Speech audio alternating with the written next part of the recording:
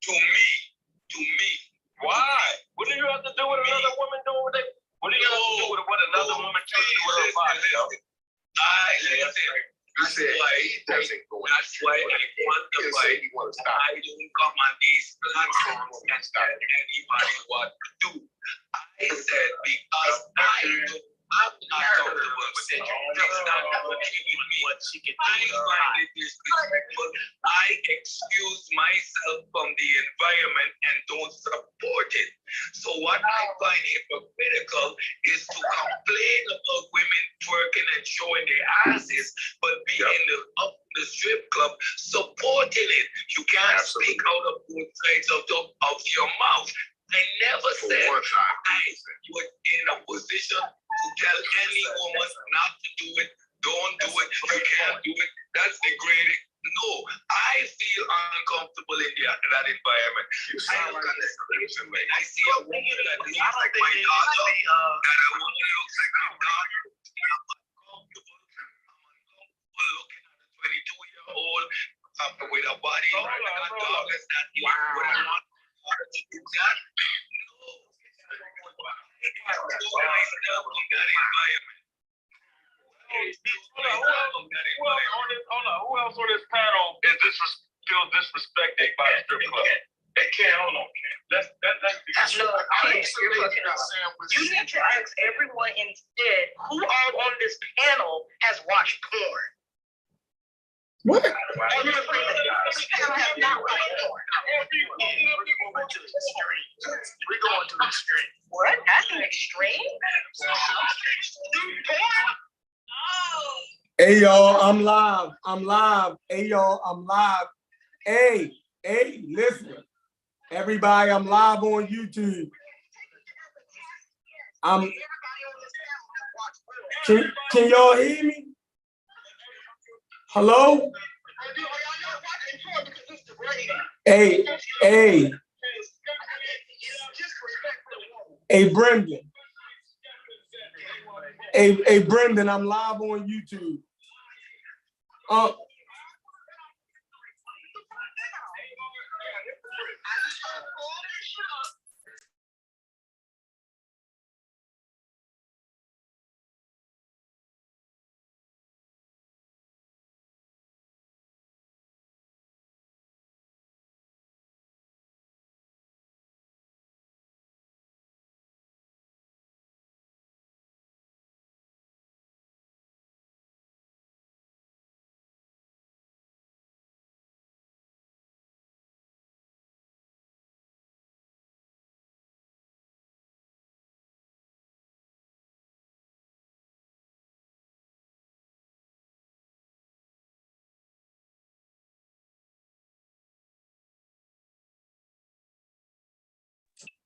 What's going on, everybody? It's Monday Night Madness. I'm in here cooking. I apologize. They over on the Discord going crazy.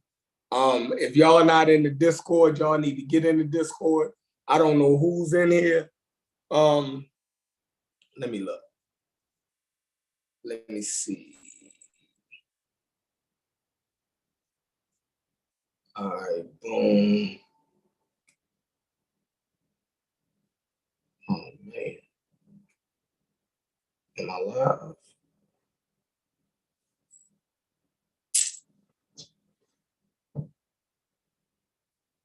Yes. I think I'm live. I ain't went live from my iPad and I don't know how long, but we are over in the Discord going crazy.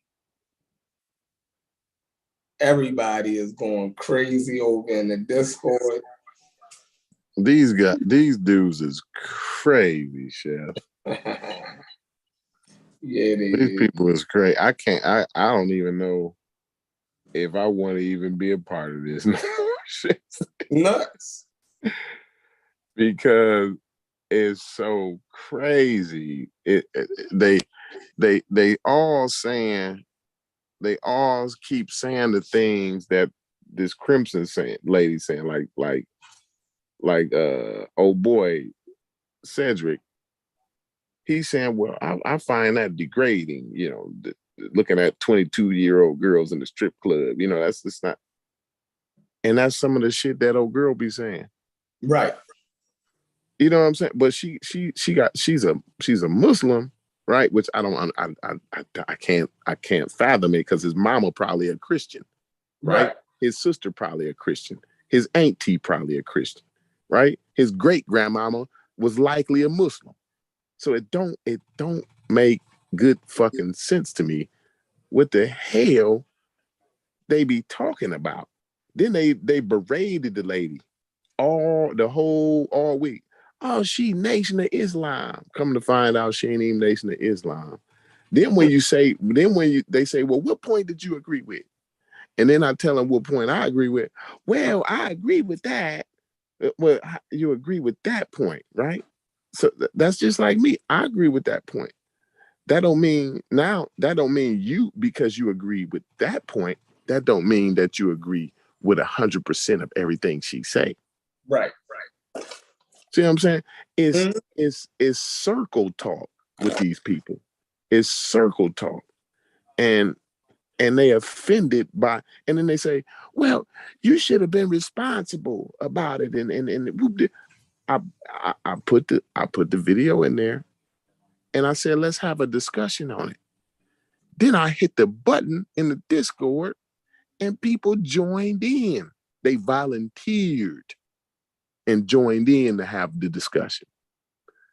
And then once they start to see some things, they start to hear uncomfortable things that make them uncomfortable. And they never heard. And that's the thing about that. That's what made me interested, because I never heard a Black woman say the things she say in the way that she say, except my grandmama. Mm-hmm. You know what else, Sheffrin? Everybody on the panel that was hollering and screaming and being offended, they grandmamas But tell them the same. Agreed with exactly. Every goddamn word that lady said. Every one of their grandmamas would have. Mm-hmm. But you know what? They didn't want to hear See, I was raised. See, that's the problem with me, Sheffrin. See, my daddy, them, right? They didn't want to hear my grandfather. They went to school. They went off to school because they didn't want to hear my grandfather. He was a motherfucker. And my grandmama wasn't 2 steps off his ass. You see what I'm saying? They not gonna lie to you. They may not be right. You might ask Granny a scientific question like, well, Granny, why does it thunder and rain? And she might give you something about God, right? But that wasn't Granny. Granny's job wasn't to be a scientist. You see what I'm saying? Granny's job was to give you good common sense, right? And Granny ain't got all the flim flam bim bam game, right? So she ain't gonna tell you it in a nice way. She gonna be like, girl, don't you be out there shaking your little stankin' ass, making me look bad because I didn't raise your motherfucking ass. That's how Granny gonna talk to your ass, right? She ain't gonna tell you the nice way.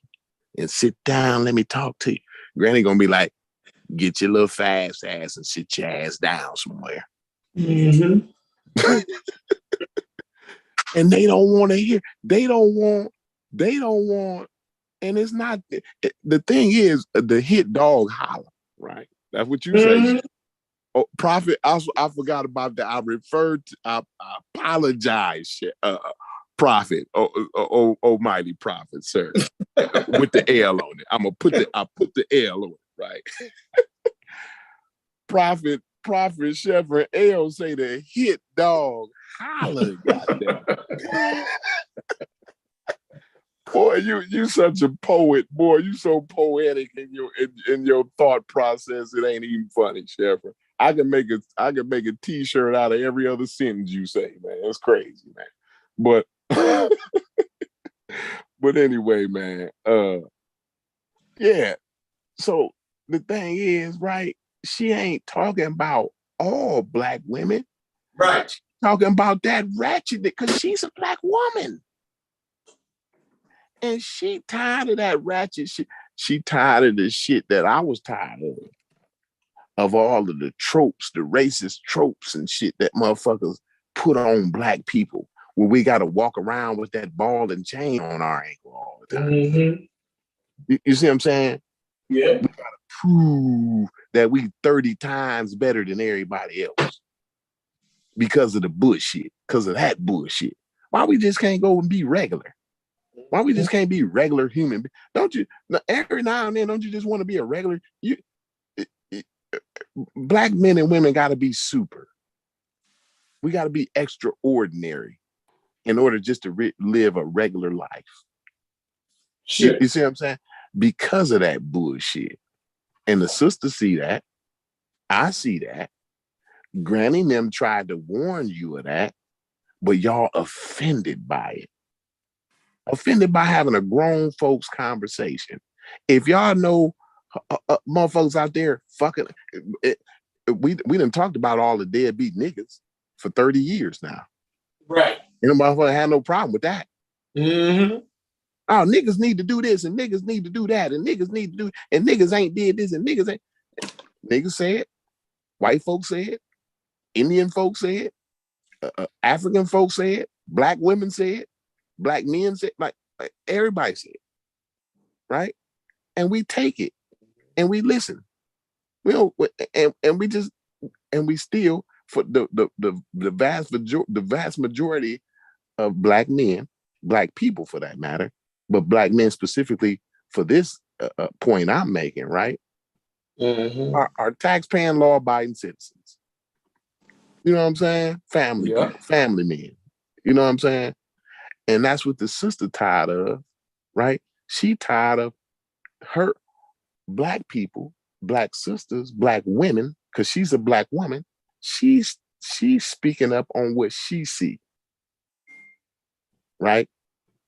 I thought, wow, I've never heard that from a black woman before. That's interesting to me. I think we should have a conversation about that. Mm. You know what I'm saying? Mm-hmm. But somehow that's offensive, but the name Wuja ain't offensive. Being a member of the fucking Amin Ra squad ain't offensive. Watching Sinetta TV ain't offensive to these niggas. Right? Watching him exploit his wife and what's the one girl that be on the damn channel with him? That's not the offensive thing. Right? Exploiting that young lady and his wife in public. But that's not offensive. I'm offensive for bringing a topic up. And you know what the topic led to, Sheffer? The topic led to women's rights. We had a discussion on feminism and women's rights. And I thought, man, wow, I got a chance to get some good clarity on what some of the sisters thought. You know what I'm saying? I thought Julanda had some really good points last night. I thought Danielle had some really good points last night. I thought Miss Tiffany had some good points last night. And everybody didn't really necessarily have the same point of view. They all kind of had some nuance in their points. And the shit crazy because we can't have a discussion. Because I don't know why. I don't even know why, really, to tell you the truth. I don't know why. But my bad, Chevron. I done went on the rant, man. On accident, man. That was an accidental rant. No, it was good. It was good. I'm in here cooking. They still over there arguing. I put the Zoom link in the Discord, but they ain't even looked yet. They crazy. No, they don't. They went to talking about porn and it's crazy. Man. Yeah, dumb shit. It's like, man, I don't even know. They be all over the place, man. All over. and you say, Unc, look what you breed, and that's Unc's tactic. Like I'm saying, all I hear from a lot of them is like shit that Unc would say. Mm-hmm. Like Kent started to say after a while, well, yeah, I was saying the same thing. It's like, no, bro, come on, don't do me like that. Don't tell me you've been saying the same thing I've been saying the whole time, because that's an Unc tactic. Yeah, it gets to the point where, you know, if a person is affiliated with religion, then somehow they wrong about everything. Right. Like that don't make sense. Like, right. Yo, Unc and that tactic, whoever try to use that, Cedric and the rep, man, get out my face with that nonsense. It's silly. Don't listen to your mama no more. It's crazy. Right, exactly. You're around religious people every day on your job, everywhere. And these people are not running out in the street getting hit by cars. They got good goddamn common sense. You dig what I'm saying? They're not out here drinking bleach, right? They're making the same life decisions you're making on a day-to-day basis. Most of them probably make more money than you. So how does it now we're just so superior and smarter than that? Man, get the hell out of here. It's terrible. It's terrible. And it's that false dichotomy. See, that's the essence of the house of consciousness. They live by that. They live. That's something that they thrive on. The false dichotomy is no art. They don't even have an argument if they don't use the false dichotomy most of the time. Because the argument is it falls on its face without either straw manning you or using the false dichotomy. It's either this or it's either that. It's either black or it's either white. You know what I'm saying? You either agree with every word she say and you want to be a part of the Nation of Islam, or she wrong. You know what I'm saying? Like it's ridiculous, and that's a religious thought process. By the way, exactly. That's a religious thought process. The false dichotomy. That's what Christian apologists do to get their point across. That's an apologist tactic. You know what I'm saying? And yet, Unc want to keep telling me, well, I've been in the cult before. Well, I haven't. So one of us has discipline in the way they attain information, and one of us doesn't.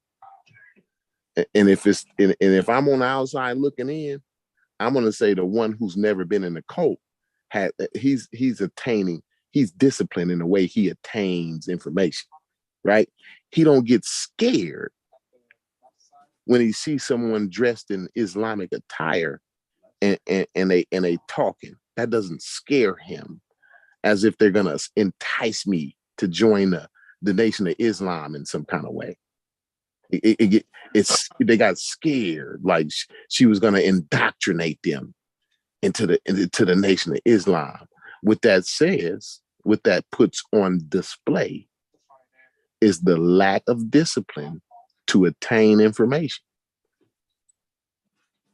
And if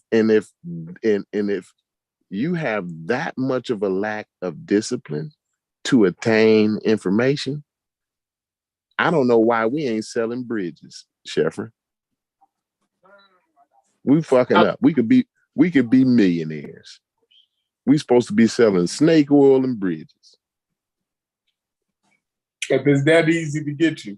Because they just told me, they just put on display, right, that they have lack of discipline to attain information. They need guidance. And the crazy part is, y'all act like people don't fall for shit every day. You ain't gonna jump in here. So hold on. I heard Chef misquote. I'm the host. Misquote me. Hold on. But so you gonna kick me out the goddamn problem? No, we're not gonna get outrageous. Chef said something earlier that I'm saying people are stupid because they follow religion. I'm not saying that. I'm You saying that said they you could be you ignorant. literally did say that though, Ken. But I You thought I would actually think, I would literally think, those I would words think, literally came out of your mouth. I would think y'all would Literally. understand what I'm talking about, though. I would think that. So if I No, gotta break if it you down say they were further, then I'll stupid, do I that. thought I would be thinking No, you if I saying they stupid. no, I'm so sorry. it's no I'm different. It's no different apologize than do you? No, it's no. It like so. Do you know for calculus? thinking you said what you said. Okay, My that's cool. bad. Do you? Okay, it's cool. Do you know calculus? Do I know calculus? Yeah, I know it's an some example. aspects of calculus, yes. Right, but Mhm. I'm talking about when it comes to calculus. Can you damn do a whole test and make an A on it? I could probably pass a calculus test, yeah. Okay, that's cool. You might know that, right? Let's talk Mhm. about a subject that you don't know, whatever that may be. Right, okay. You would There are be subjects ignorant that I on- don't know. Yeah, So right. let's just say So that. you would be considered ignorant in that subject, or Right. I'm using the word loosely, stupid. I'm not saying it to be have malice behind it. No, you but I'm didn't say saying ignorant. you You might said be stupid though. right. I said stupid. I'm not saying it with malice. I'm just saying Mm. you might not know as much as The you word as- stupid as- is only used in okay, malice. cool. Okay, cool. Okay, cool. I should have There's used only ignorant. one My context. bad. I to use the word apologize, Corey. stupid. Do you accept my apology for using the word I stupid? apologize, but you try to come on here and jump on Okay, cool. Sheffrin. No, because Like you didn't say Chef, what you Chef. said. What, Okay, cool. At the same time, let me. interrupting me. At Okay, the so let me same clear it time, up. interrupting me though. Because you You interrupted come me. in lying on Sheffrin, interrupting me. It's crazy. How am I lying on don't- Sheffrin? See, we left How that am I over lying there, on Sheffrin? Sheffrin. We left that Because over on the Discord. left it over on where? We have a Corey, we you do it all the we time, left bro. the Come on, man. disorder. You do it all over the there. time, Corey. We left the disorder. Ain't no disorder on because the Chef let me talk. Discord. Chef let me talk. Me You and hear me being Sheffrin quiet, are right? having a conversation So right now. at the end of the You day, jumped in. First at of the all, end you of lied the on day, Sheffrin. As soon as you so at the end came of the in, day, I wasn't calling and religious then people you stupid. interrupted me So all at the at end of the day, once. I wasn't calling religious people stupid. I'm saying that they may But be you did ignorant though. in certain subjects. So you misspoke. So let me then. tell you what I mean. Because you No, just misunderstood say what you I meant for misspoke. some reason. Just I say you didn't misspoke. misspeak. I didn't misspeak. Okay, so Let me tell you meant what I they were let me tell you stupid. what I no. Let me tell you You what I meant meant they by what I said. Let me tell you what I meant by what I said. I mean, I would think you would understand this, Okay. Corey. I Like you a can't. smart dude, I'm bro. gonna Like, say come this on, and then bro. I'm gonna You let a you smart go. dude. Hold on, you a smart Stop dude. talking. You don't have to say Go what you're ahead. saying. You go ahead. I'm You don't gonna have mute to say out. what you're about to say. Right. Because I would think this would be simple enough for y'all to fucking understand. I don't know why y'all don't understand this shit.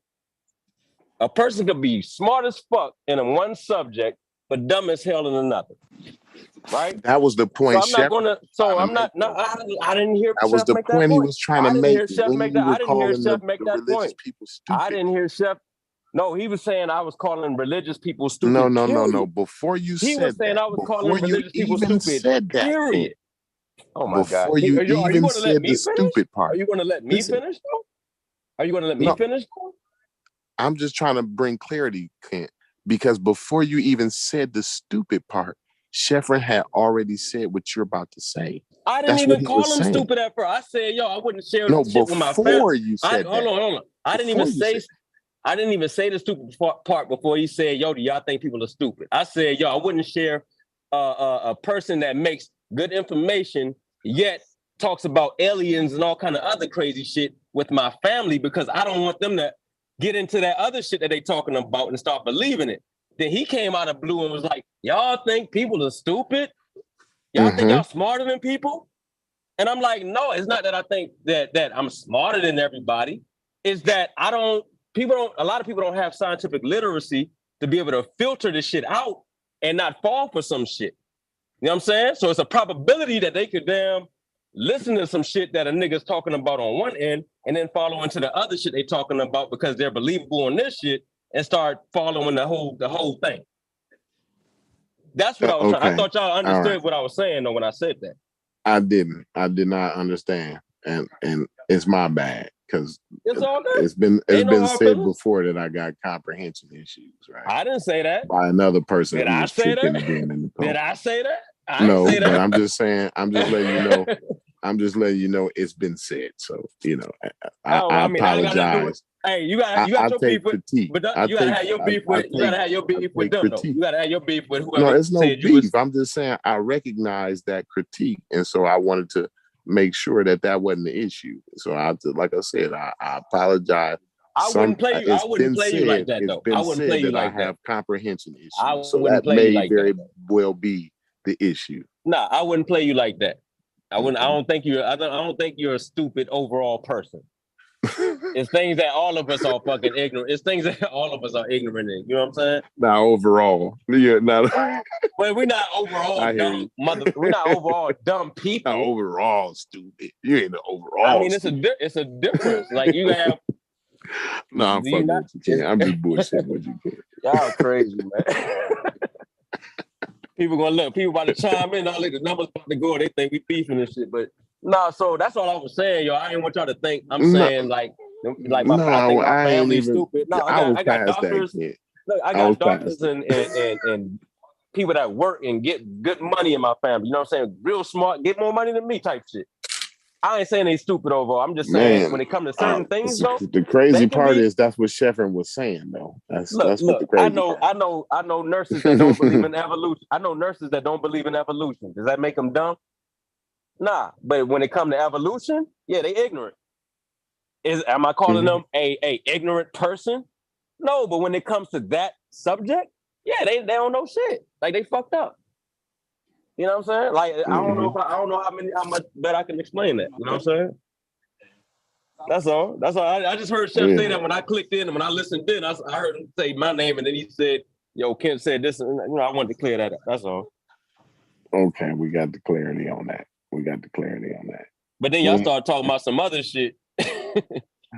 Y'all start talking about some other shit. I don't know if y'all got on that yet on this side of the conversation or whatever. I don't know what y'all was talking about. No, I wasn't going. They went down a path that I don't even know where. You know what I mean? Like it's the twilight zone. I'm convinced now. It's nothing that's not gonna convince me. Like, it's the being based in reality is not what goes on. At least on this internet community, right? That's because all three of us agree with the social commentary that the lady made. All three of us on here, right? Now, so what? Go ahead. Go ahead. No, I was saying, yeah, I did agree with like a lot of the stuff she was saying in the video. Corey, we don't expect you to say agree with 100% though, Ken. Exactly. Just know that. Just know that. And I said that in the Discord. I said I don't think Corey agrees with 100% of what the lady said, or what the lady stands for, I should say, right? But as far as remember the other day when you put that in the thing, and I was like, "Yo, she's spitting." You know what I'm saying? So far, right? I didn't listen to the whole thing, but so far she's spitting. So I agree with up to that. You know what I'm saying? But I haven't heard so far what you heard. You agreed with it, right? Right. But I don't think because you agree with her, I don't think you want to be the Nation of Islam, though, Ken. You see that? You see how that is? See how amazing that is? Because you know me. You know me. I don't have to know you. I don't have to know you, Ken, to think what just because. And she ain't even the nation. First of all, she's not even the Nation of Islam. First of all, right? I think you don't recognize. I think you don't recognize that there are people that watch that just show me that they have a lack of discipline to attain information. We're not going to play. We're not going to play them. We're not going to call them lack of discipline. I didn't say that. I didn't say that. But that's what was on display. I can't listen. I'm not gonna be. This is the pseudo killers. Mm-hmm. We're not here to coddle no motherfucker, right? Right. If you put on fucking display that you have issues with attaining information, I'm gonna say it. Now, I apologized on a Discord, but this the pseudo killers.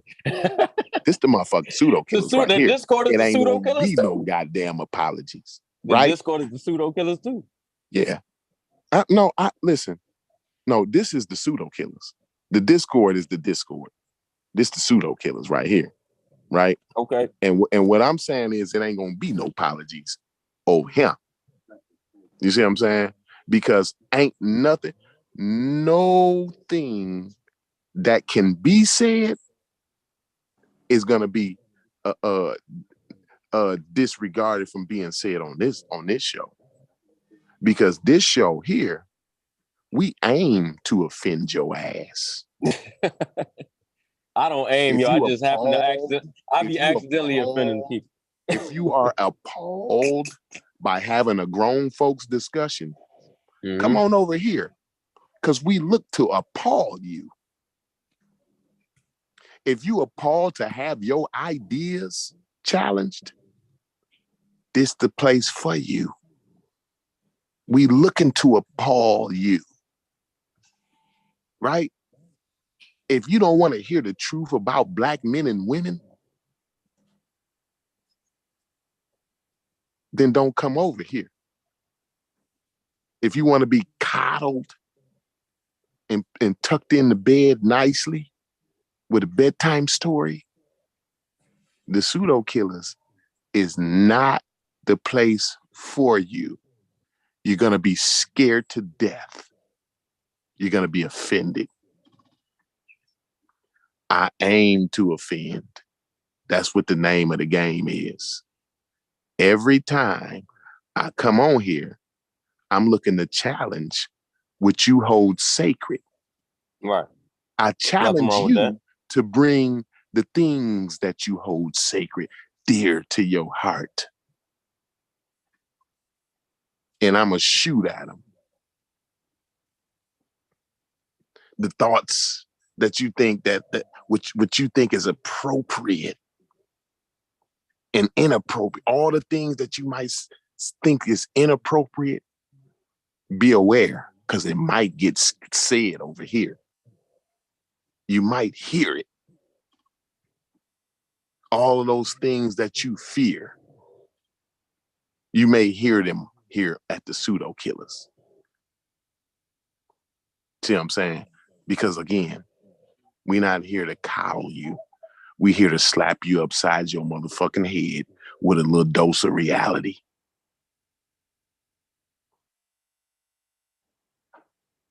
Go ahead, Kent. Nah, I mean, shit. I'm with all the smoke. You know what I'm saying? I don't aim to offend people, but what I say may offend you only because I'm speaking from the heart. So sometimes I don't filter what I'm saying or how I'm feeling. You know what I'm saying? But I agree. Like, we don't hold back over here. We have an honest conversation. We don't try to fit people's feelings in the mix. So it is what it is, yo.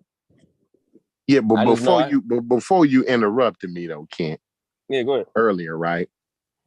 I was talking about how every one of those people that was boo-hooing and feeling offended and wondering, why would you show us something without giving context? How you didn't know? All those people, every one of their grandmamas would agree with every word that lady, that Sister Crimson, they would agree with every word she said. I think they hold us to a higher standard. If they grandmamas can't see they fast asses twerking on somebody's restaurant table, best believe Granny is telling them something way worse than what that lady, than what that sister tell them. At least my granny would. She had you feeling shame. You wouldn't want to twerk no more. You wouldn't twerk in the mirror in the bathroom by yourself. No more. After what Granny told your ass for twerking on the goddamn restaurant table and shit. And then you got Hillary Clinton and Chelsea Clinton talking about, it's so strong. Y'all showing y'all sexuality. Man, that's not sexuality. Only silly niggas think that. Only ratchet them niggas that's making us look bad, Kent. You know who I'm talking about. Them deadbeat dad niggas, right? Yeah. The ones that's out there selling dope and shit, killing the community, all that shit. Yeah. Them niggas think that shit's sexy, Kent. Dancing on somebody's fucking business table, restaurant table. Nah, it's not just them though. What the thing is, it's not just them though. Like smart, I'm saying for the most part. You got. I know you like it, Kent. I know No, you I'm like not. it. Hold on. Yeah, I I mean, know I ain't you gonna like lie. it. Don't worry. Yo, And it's nothing strip club is a wrong strip with. club. But look, I'm but not hold on, but hold mad. on, but I'm not mad hold on. at you, Ken. You no, I'm not I mad wasn't. at you, I Ken. wasn't about to include myself. I'm about to say this. Well, the hit You dog have. Hold up. house. You have successful. I know a Hold prophet. I know a prophet on, by the bro. name of Sheffrin A. And he And like please stripping. put the L And on. he like twerking, and when the girls be twerking and stripping and on the don't get it twisted. You probably, I mean, you can't say it right now, but Yeah, I know. I can't keep it y'all, real, Ken. Nope. nah, That wouldn't be me. I wouldn't keep it real. Not me. So check this out, right? You have businessmen, successful, law-abiding citizens that also like twerking, strip clubs, porn, whatever the case may be, right? Yeah, they go in a strip club, in the club, and watch porn in private. They don't go in somebody's business and in Walmart's twerking. Right, but from what I heard in the Discord was y'all say they don't hold on. What I heard from y'all in the Discord is y'all said the very act of twerking. No, Kent, come. I hate when you and Unc do this. I hate when you and Unc do that. Do what? We just had because the thing is, you know for sure you never heard that. You never heard that. You say, yo, these girls one out here twerking. Listen, if you're in the backyard at the family reunion, shaking their asses if you're in the backyard at the family reunion, that's where the twerking takes place. At the barbecue, how you gonna tell these motherfuckers with it? I mean, not in Walmart's, not at the restaurant. You don't have Hillary Clinton in them coming to the black community saying, because they don't sell that shit. Again, Kent, they don't sell snake oil on Wall Street. Kent, they come let me get this straight. They come to the disadvantaged community and sell snake oil. Hold on, no, let me understand. I want to gain an understanding. Don't interrupt me with a silly I have to point. because I'm making a great point. You're gonna interrupt me, and I'm making a great point. Just allow me to make my point first. Okay, it ain't silly. But I have to understand my bad. It's not silly. It's not silly. I'm not. But, I'm trying but to. allow me to make my point because you made yours. Hold on, because you brought up twerking in Walmart in the Hillary Clinton thing, right? So was Hillary Clinton praising Megan Thee Stallion in this interview that you're talking about? Yes. For twerking. Did you see it? Where? If you didn't see it, don't talk to me about it. So tell me. So explain it. So explain it to me. That's what I was trying to do. That's what I was trying to do, but you interrupted me. Okay, go ahead. Okay, go ahead. What I'm saying is Hillary Clinton and Chelsea Clinton, they don't sell snake oil on Wall Street. They come to the black community and they sell that bullshit.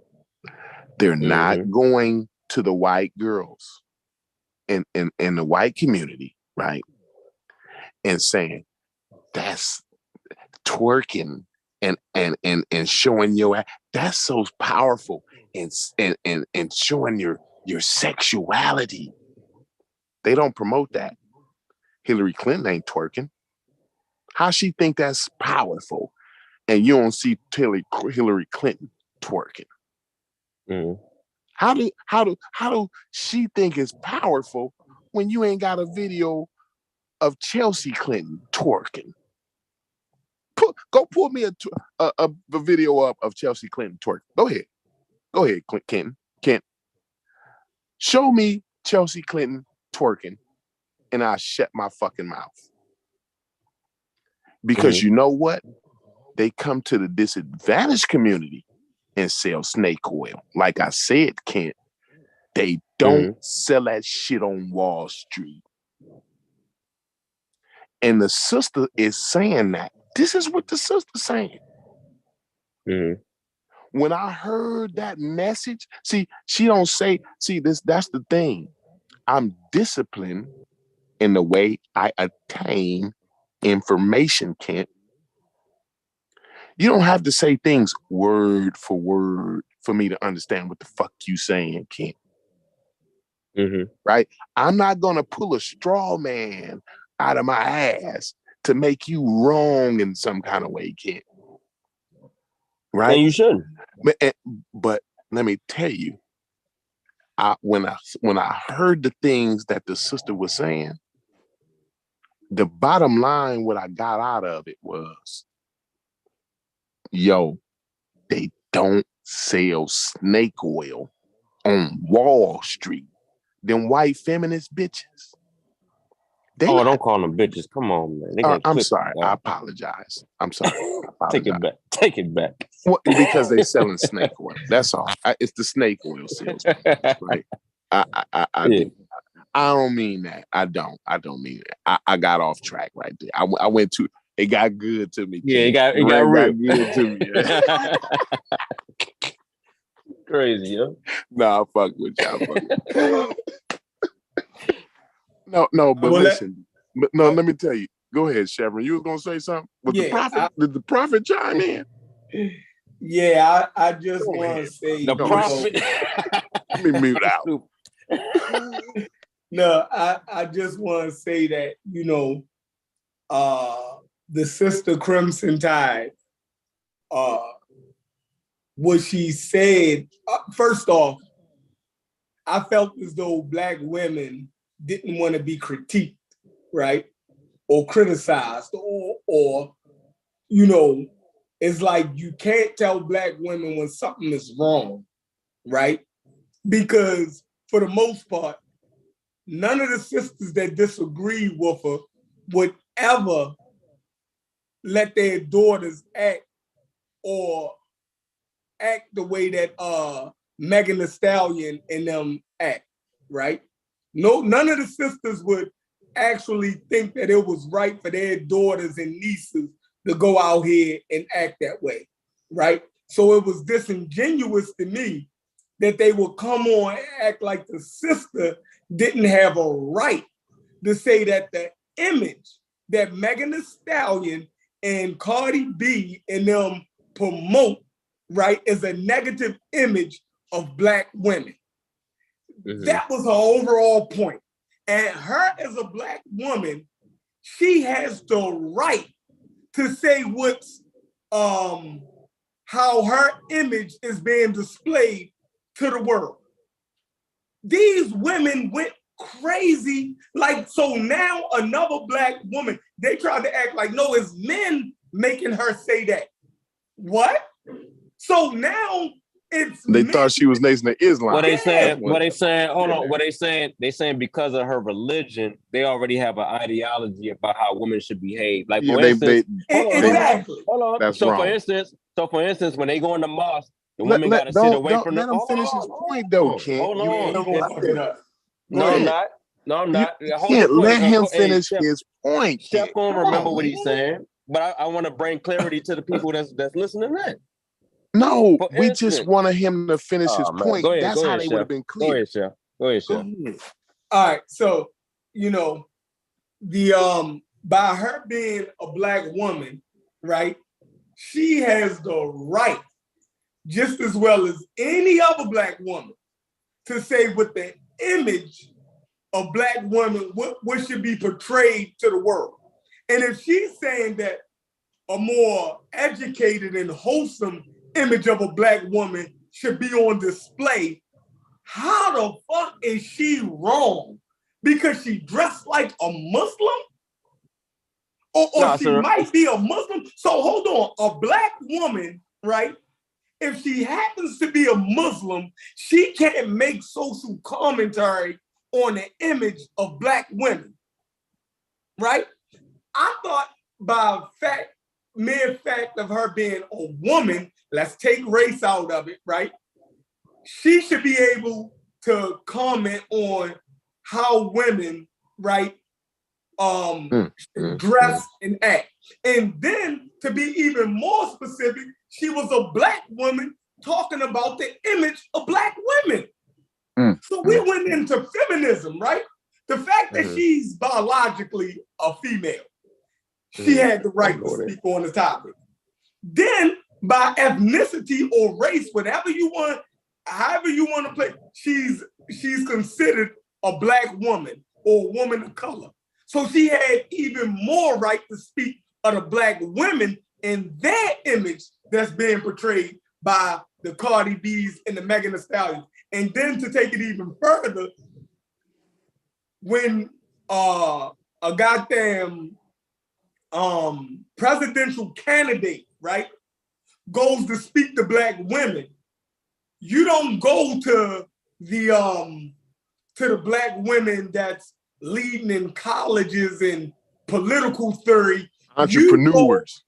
Right. Shit. You go to the goddamn Black woman that's talking about making songs about how sexually aggressive, right, and vulgar she is towards wet ass pussy. Wet ass pussy. Yeah. Wow. That was a hot song. I love that song. No, I was playing. Go ahead. So the image of Black women, right, shouldn't like be the video more than the by, song, but go ahead. by women of astute and intellect, right? It should be the image of Black women that a political pundit is going to see or talk to on behalf of the virtues of Black women is the goddamn woman that's promoting Black women as strippers and hoes and look, I mean, and this Black woman. So do y'all feel like that's the only the Black image? woman is wrong feel for like, speaking up on that? No, that's she's crazy. That's crazy. She has a that's right crazier to than crazy. Hold on. That's crazier than I ever. Hold on. I've never heard anything more crazy than to say she's wrong for speaking up on that. Nah, she has a right to her own Hillary opinion. Clinton, hold on, Kent, because I don't think you understand. I just said she has a right to her own opinion. Do you understand that? No. I'm not talking about that. I'm not even talking about you, Kent. I just said your name because no, I'm just saying. talking. Do you agree with that though? Do you agree that the Crimson lady has a right to her own opinion and how she feels was going on? Yes. Okay. Kent, what kind of question is that? I think we all agree on that though. Like she has a right to her opinion. It's an opinion. Why are we arguing about her opinion? Huh? Why are we arguing about the lady's opinion? What does it take to be an expert Black woman? I don't know. You tell me. I think it just takes to be a Black woman. Okay. So a Black woman speaking on a Black woman, I'm gonna take her word for it. Right, one Black woman. I don't think a Black woman. When I heard Miss Tiffany and them, talk about the abuses and shit that's in the, I took their word for it. I listened to it. Right. I didn't say, well, you used to be a Christian. Mm-hmm. I didn't say I saw you on Sinetta TV before. Mm-hmm. I never said that to her because that doesn't take away the credence of whether she's right or wrong on a subject or not. Whether I agree, whether I agree with her on a subject or not, right? Whether she's Christian or Islamic or not has nothing to do with whether she's right or wrong or not. It's ridiculous to me, Kent. It's ridiculous to me how a Black woman can't speak up on I say this issues, right? I say this right. Hold on. So the women said that we talked to, they said they was offended, right? By the woman. I wasn't offended, but there was some women in the thing that said, "Yo, we are offended by you posting."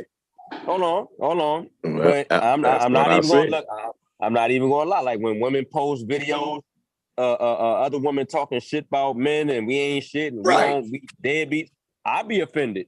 You know what I'm saying? So if somebody was to post that in our Discord, I'd be offended and I'd probably battle them in the Discord or whatever, right? We probably battle that whole. I wouldn't be. We can have a Discord about what was said. See, I always go for the substance instead of being offended. Mm-hmm. Why not get down and unpack the substance of what's being said? We got to stop being a fucking offended. Right. The world don't give a fuck about your offense. Right, of course. I just want to let everybody know that no one on none of the 8 billion motherfuckers, it's probably like 10 out of the 8 billion motherfuckers on this planet. If you can find 5 motherfuckers that give a fuck about your feelings, you doing really, really good. I mean, but if we having You're doing really good if you can find 5 motherfuckers that honestly give a fuck about your feelings and how offended you are. But check this out though. If we're running a community, or we're creating an environment where we seek understanding for each other and all that shit. So if somebody come to us and say, "Yo, I was offended by what you posted," why not be like, "Well, what offended you about that post?" That's why I had the discussion. I'm not lady. Hold on. That's why I had the discussion. But that's what we do. We seek understanding why people think the way they do sometimes, right? So it's like, well, that's what made why you offended? I asked to have the discussion, Kent. Right, but I never heard what you agreed with or what they disagreed with. You asked me and I told you, Kent. You asked me. No. I'm talking about before. I'm talking about before today. I'm talking about before today. Like, it was like a week-long process, or like last 3-4 days, right? And for the most part, it's been. I agree. I said I agree with 90% of what she said on the first video that I posted. Right. Right. I did say that. Right. Like, I don't know what, like, are we? See, the thing is, we just say things so that, I can have a reason. There's some justification for being offended. Well, I mean, and you got to talk to those women that were offended. There's some justification somewhere, somehow, somewhere. He was irresponsible. He didn't explain it. You have to talk to those. He didn't explain. Well, this is what they was talking about in the Discord. He didn't. He just put it on there. He just put it out there, and he didn't say nothing. Well, I mean, you got to think of what she said as well. She said they lied on me. No, hold on. That was a lie. What she said as well. That was a flat out lie, Ken. She said they look at us like, okay, no, these are the scientifically literate group, right? And so if they put something out, hold on. So if they put something out there, they couldn't have been looking at me like that. Because if they did, they would have heard what the fuck I said. Hold on, they trust us to have a certain credibility. Be looking for no charismatic leaders. Hold on, it's not even about that. It's about, when I come to the Pseudo Killers channel, I'm looking to hear scientific literacy. I'm looking to hear some credible sources. I'm looking to hear a credible argument. You know what I mean? So that's what we built around this whole credible community. Argument. So you saying she wasn't credible? No. I'm saying what about what the sister said that wasn't credible? You discredited. You're saying that what I posted something that was pseudo in the Discord. I'm not saying that at all. I'm saying what about her wasn't credible? I'm saying if you say you agree, if you say you agree, okay, cool. If you say you agree with 90% of what the lady said, I didn't watch 100% of the video, right? But let's say the lady said something like, Allah is all powerful, this, that, and the third. She didn't say that. Let's just say, I'm just using it for example. Let's just say the lady said something like that. Okay, so now I got to tell everybody Allah ain't all powerful. Before watching this video, Allah is not really all powerful. Okay, is that the disclaimer that I need to do for people? Let's say we get 100 people to come to Discord that don't even know who the fuck we are. They just heard one video and said, "Yo, these some cool motherfuckers," and they teaching that science. I fuck with them, right? And they don't know you. We know you. I know you. I know what you mean and what you don't mean, but they don't know you, right? You post some shit in there, and the lady talking some shit, but she throwing a little bit of dumb shit in there at the same time. So if you post it in there and be like, "Yo, I agree with 90% of what this lady say," and you representing a pseudo killer, and you're not saying what part of it you agree with and what part you don't. 90% of the person that don't know you, I said what part I agree with. Hold on, the group of people that don't know you might think you agree with the dumb shit too. Well, they can't do math.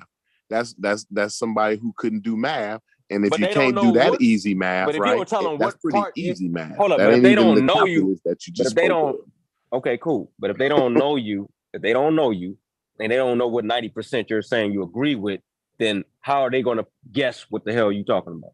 That's crazy. If they don't know you, it don't make sense. It don't make sense. Who the hell do you agree with?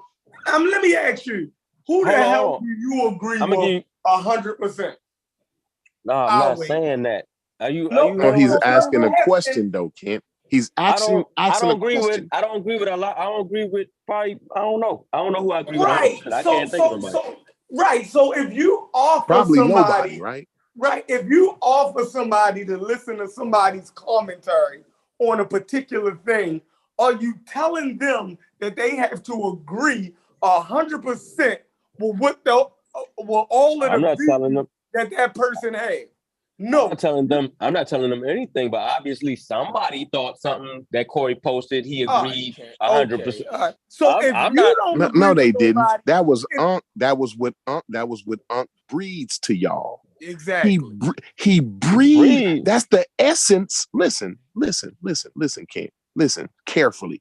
Very, very, very carefully, Kent. He brings the essence of the house of consciousness to y'all.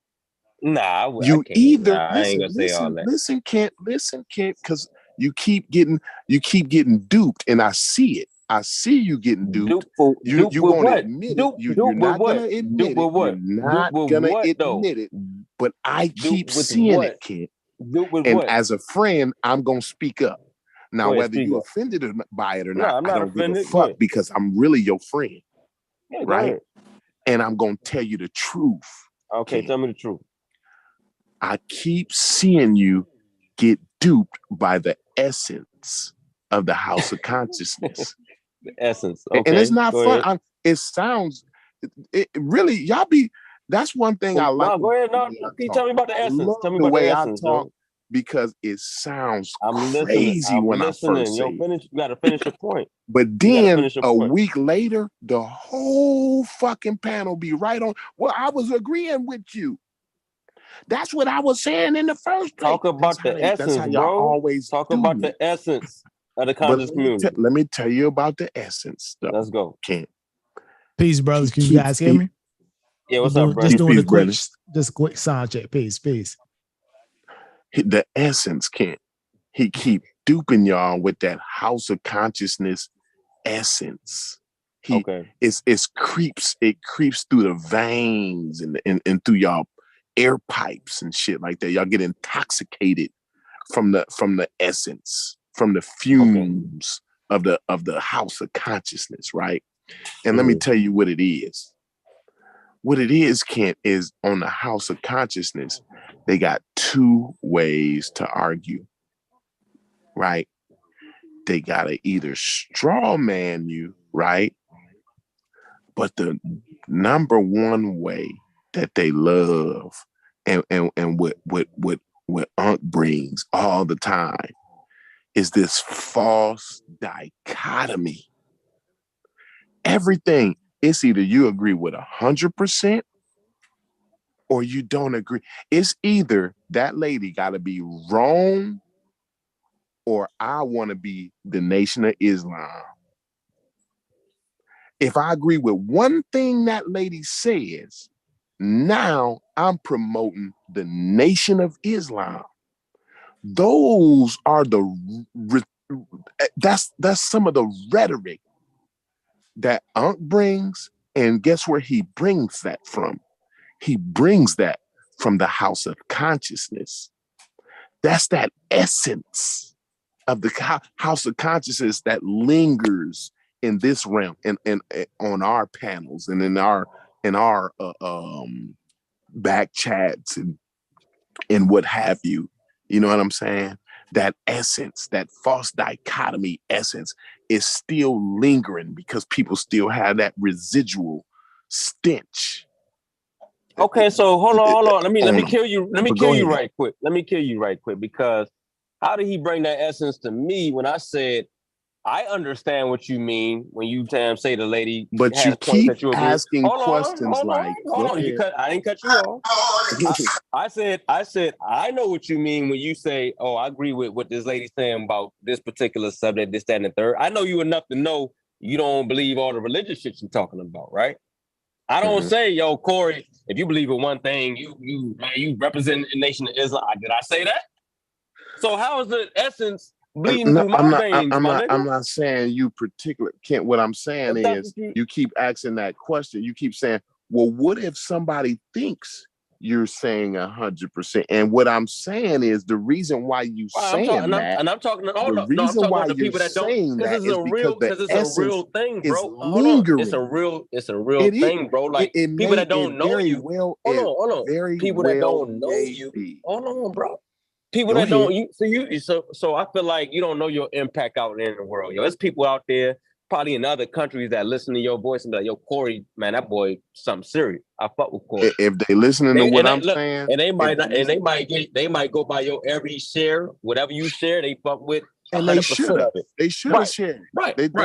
So look, want to be a Muslim now. So look, no. So look, so you might share something that might got a little crazy something in it, right? No, I didn't though. If you don't make a distinguishment in what you agree with, I didn't need Yo, to we can't filter everything for everybody. Everything she said. Y'all though, just Ken. yelling and I agree shit, with like, 90% of what she crazy. said. So why would I filter it, Ken? I agree with 90% of what the lady said. So filter what? Because we the pseudo killers and we don't share pseudo shit. What did she say that was pseudo, Ken? I don't know.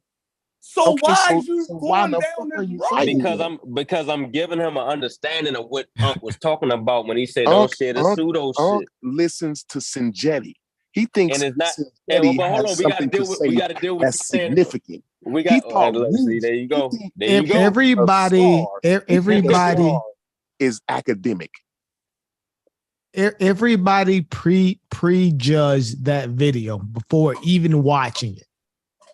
And they got offended. And that's a problem. Again, our sensibilities. I looked at it. We want to touch. Yeah. You did. Everybody's so sensitive. Our preconditions, our sensibilities. Again, right? I want to nail that down though, Brendan. That's our problem. Hold on. No.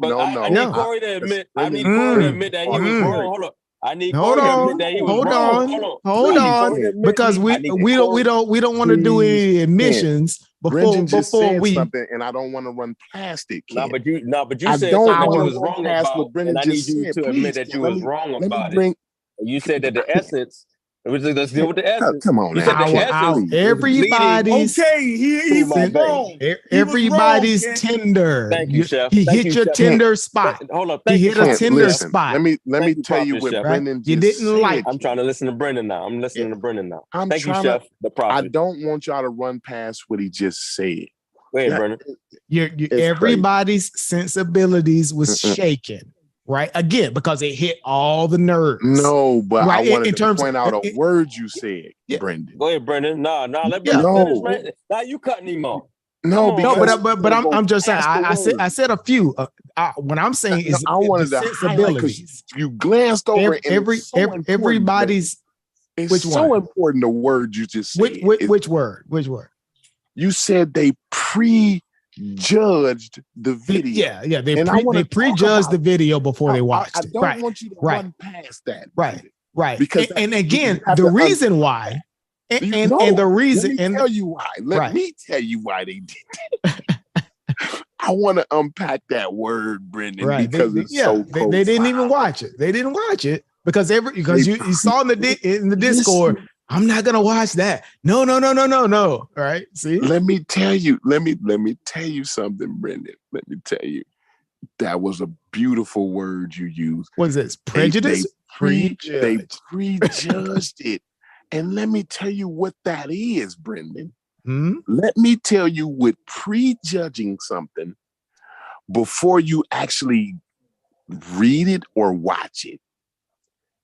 That is showing lack of discipline to attain information, Brendan. That's what you said what I've been saying, Brendan. But go on. I just wanted to nail that down. I didn't want you to go past it. I did not want you to run past that, Brendan, because that was so important. Right. And we're very candid in terms of the information, and we tell you in terms of you joining the Pseudo Killers Discord. We're very clear in terms of that's some more of a raw sort of conversation we have there, right? It's going to be more unfiltered, right? And when you do it, when you join the Pseudo Killers Discord, right? Again, we assume that you are prepared to have those adult conversations, right? Because what we always say, that's more of a behind the scenes view, right? Where we can actually vet, right, and discuss information before we actually maybe go live on the main stage, right? So you have to be prepared to do that, right? Just like in the it was one of the I would just give you just a bit when you guys said that when you invited me onto the back chat. You say, Brendan, you got to be able to keep it 100 with us in the back chat, because there's a lot of conversations that go on in the back, right? That may not be privy, right? On the front end, right? Yep. So it's a lot of it is the same way in the Discord. We have conversations in the Discord that are very interesting and provocative, right? That are more thought provoking, right? And you have that's way that more offensive edgy, than what we've been missing. A lot more edgy, right? So you have to be able to, if you can't handle those types of conversations, then maybe that's not for you. You know? That's what the prophet said. Maybe that's maybe not for you. And I don't think anything that we said or did, right? We're not taking any hard stances one way or the other. We're sharing information, right? Again, we try to be balanced about it, right? And that's why today when we shared the video from the sister, we also share some academic sources as well, right? Like for instance, we may not necessarily agree with the idea of I think what's the sister's name? Sister Danielle, she brought up the idea of womanist theology, right? That's something we've got our eye on there, right? Right. But we shared some information regarding that's something we may not necessarily agree with, but that's something that we can talk and tease out. Right. Yeah, we can talk about it on an academic level. On an academic level, but that's more of an academic sort of a level conversation. But we can also talk about just some social commentary, right? A YouTube. We can also talk about a YouTube video. We always share YouTube videos and stuff. I'm not gonna put a YouTube video to the same standard of academic scrutiny, right, as I would an academic source. Right. So we have to be careful with these types of things, right? In terms of, so when you say we don't be disingenuous to say, okay, well, Brendan, you shared a YouTube video from on a music video. I would expect a lot more out of you. I expect an academic source out of you. How dare you? Let's not be so pompous. Right. Because we know what we're doing here. We're having adult conversations. We're sharing information. And everybody does. So let's not. I think it would have went over better if we would have dealt with what the lady said. Right. So say the lady said, women out here, when your man come home. What the hell you think we was dealing with? Hold on. The lady said, when your man come home, have a fresh plate of food because he's been working all day, exhausted and all that. Right. Okay, let's have a conversation about that. Let's have a but no, she did. In one of the videos you posted, she was talking about something about the dude coming home and how the woman, I'm saying, all that. But I didn't really hear conversations on the details of what the lady said. All I heard was the lady pseudo or the lady's a Muslim or so we should have dived more into the details of the context. Maybe you should have, because I did do it. I did dive into it, and I had a conversation on the Discord. Yeah, it was afternoon. I think we just threw it in there, and then we were gonna discuss it later on. It's like, okay, well, I gotta do a complete, doctoral dissertation on the YouTube video right at the time I posted. Right, these are just thought provoking things that we're throwing out there. Right, things that are edgy. Some right, exactly. think about it, right? Look at this. Okay, well, based on some of the information that you have, do you have a source that debunks it, right? What are some of these ideas that we can throw off on each other? It should have went that way. Let's not hold, don't lock me down to a YouTube video that I shared in the Discord, right? To say that, okay, well, now you got to stand on everything that this particular person. No, we have to be careful. We have to be careful, right? And then that's what I'm you saying. got Cedric.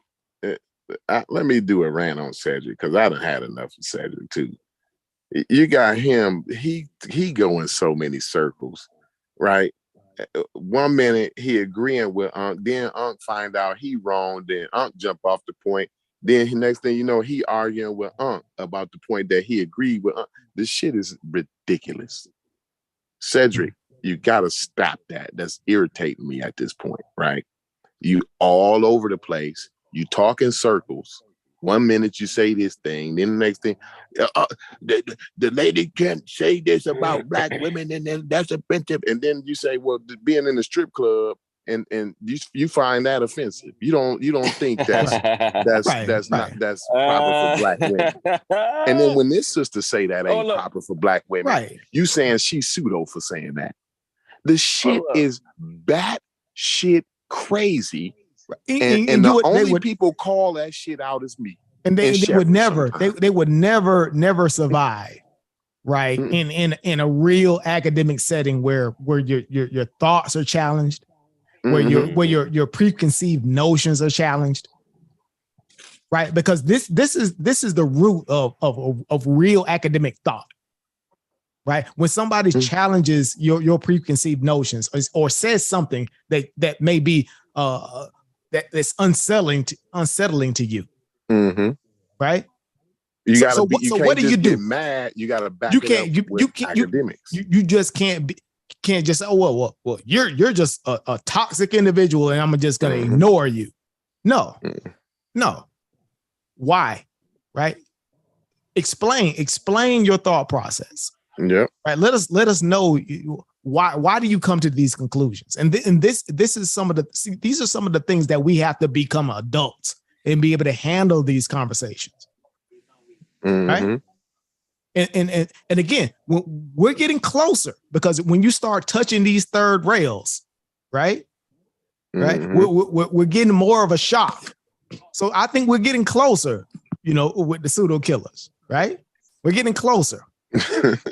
Yeah, no doubt. At some of the root of some of these problems that goes on in our community, right? Brendan, big up concrete. Peace up, Snoopy. Peace.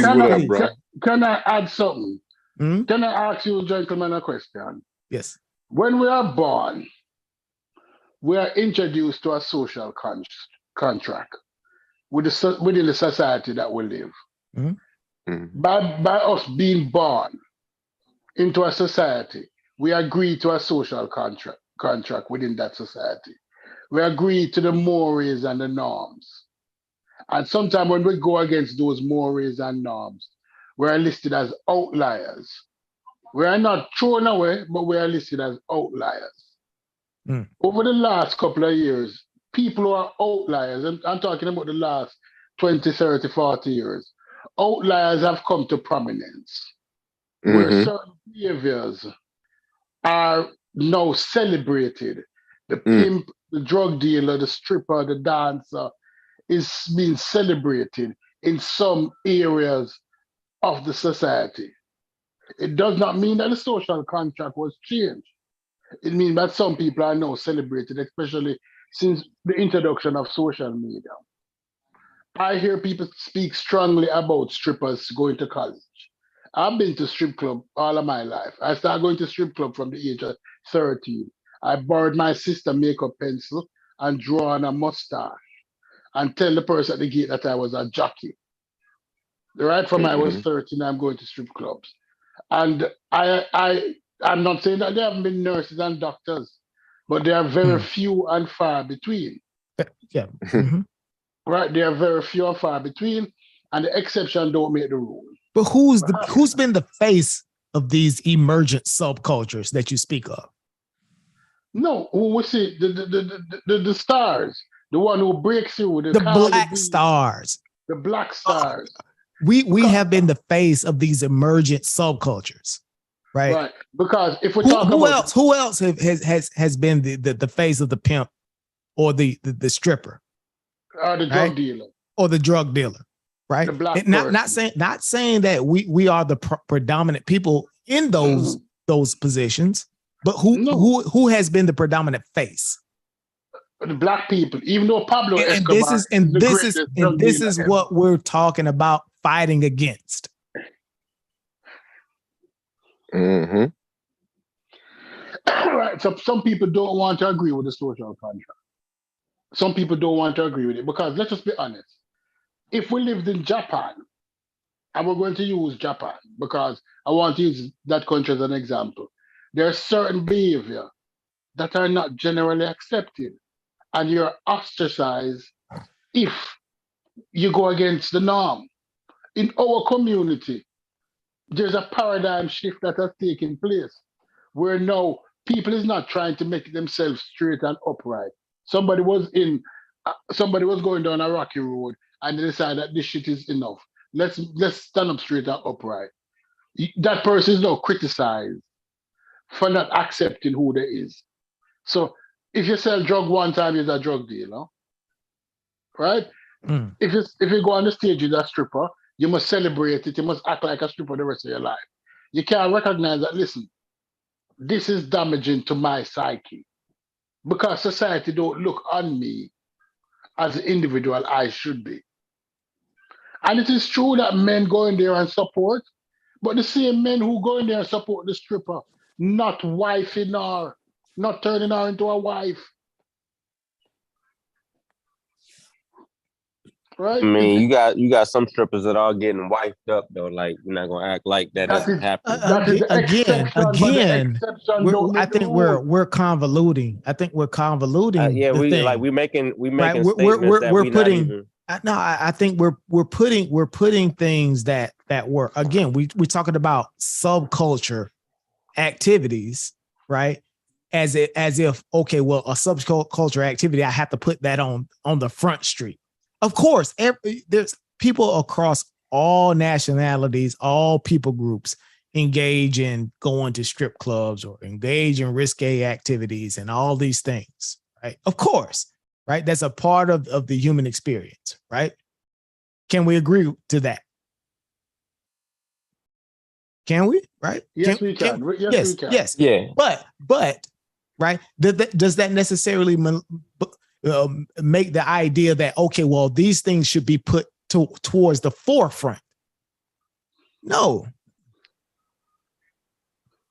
You have to be able to compartmentalize these things, especially in proper culture, right? Because we don't necessarily, as much as Black people will like to imagine, right? Or one people group would like to imagine, we don't control, right? We don't live in a vacuum in terms of what the I guess you would say the broader culture thinks, or the broader cultural norms. No one population group has that liberty to do that. And that's all I say, right? You have to be careful with that.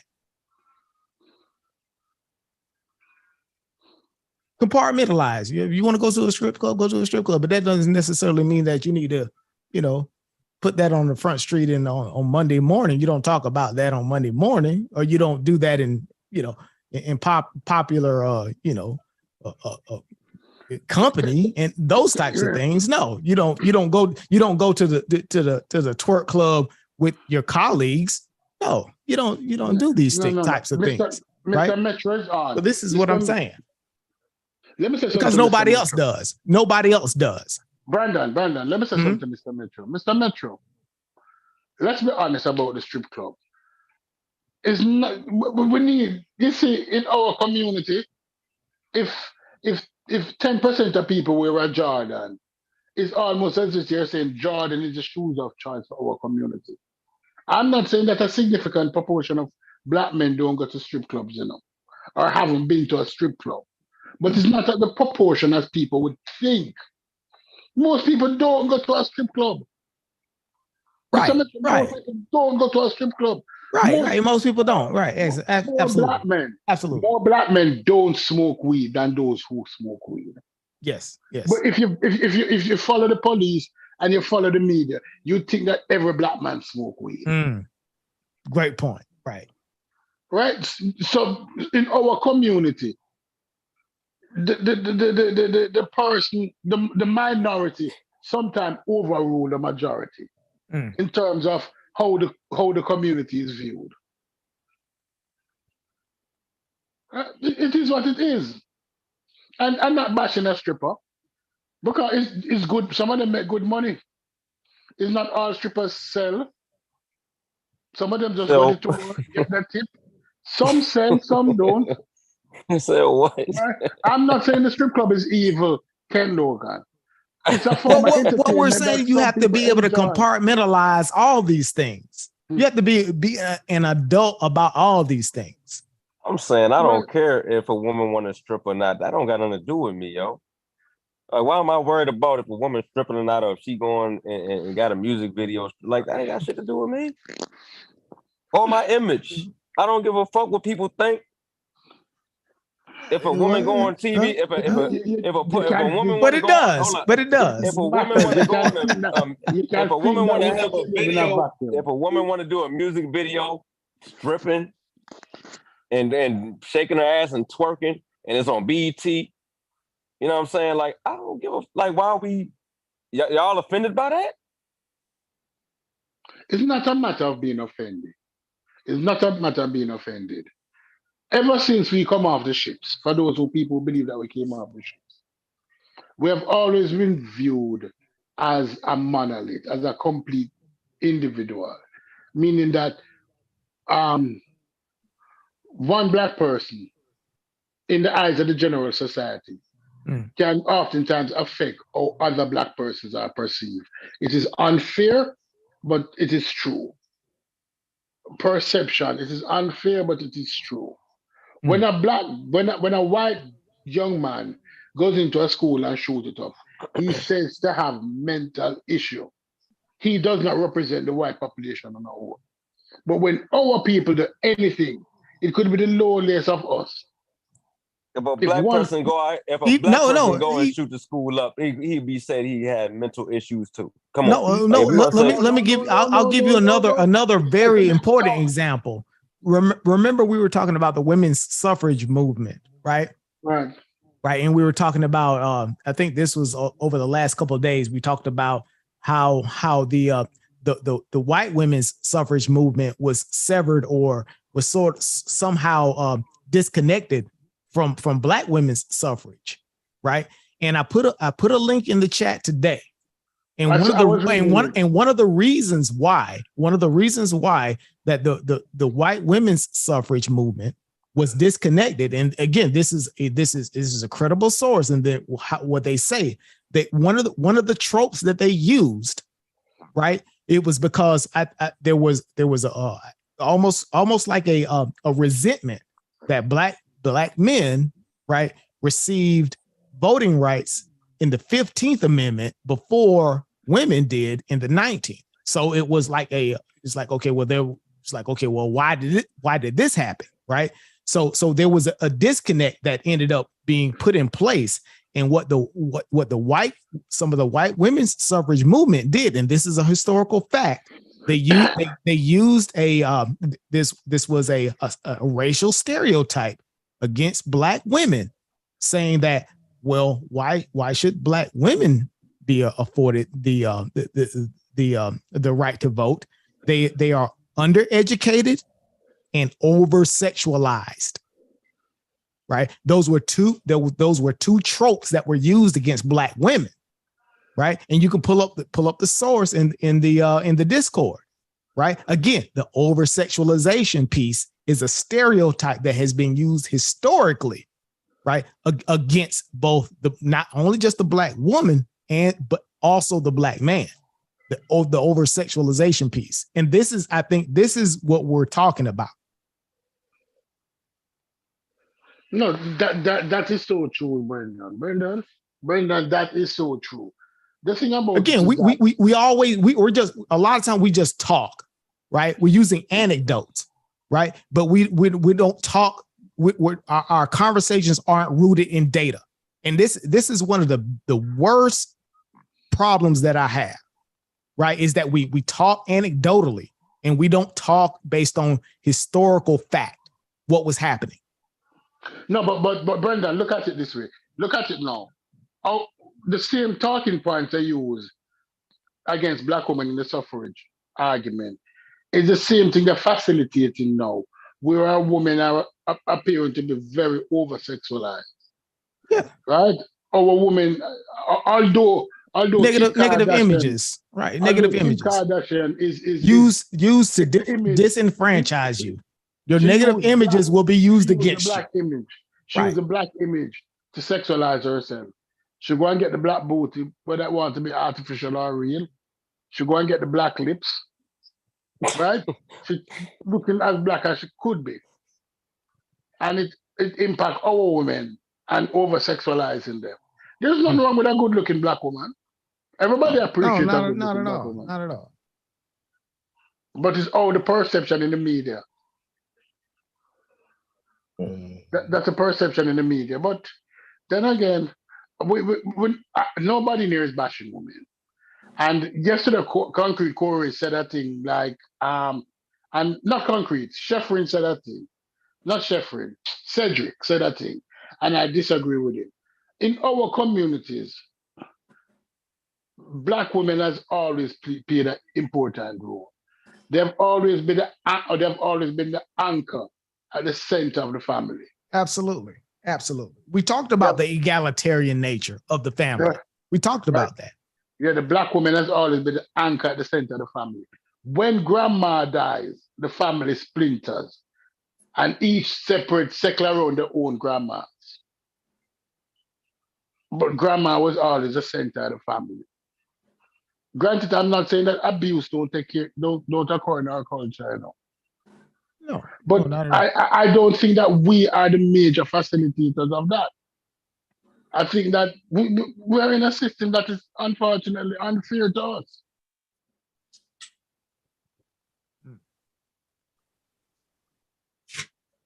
Yeah, and you know, again, if you don't protect your image, who else will? Who else is going to protect your image if not you?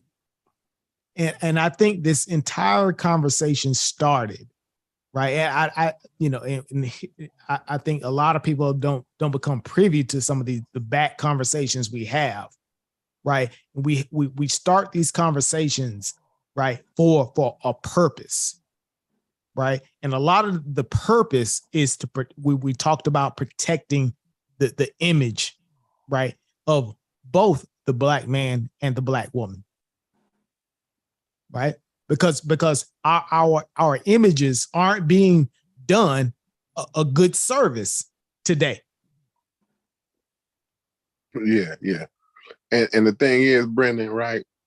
You remember, like I started this whole conversation. This goes back to me talking about the image of black men that's being portrayed. Yes, right? That's where it started at, right? Yeah. And it led into this. They keep trying to say, well, they was talking about this in the Discord. They wasn't talking about shit in the Discord.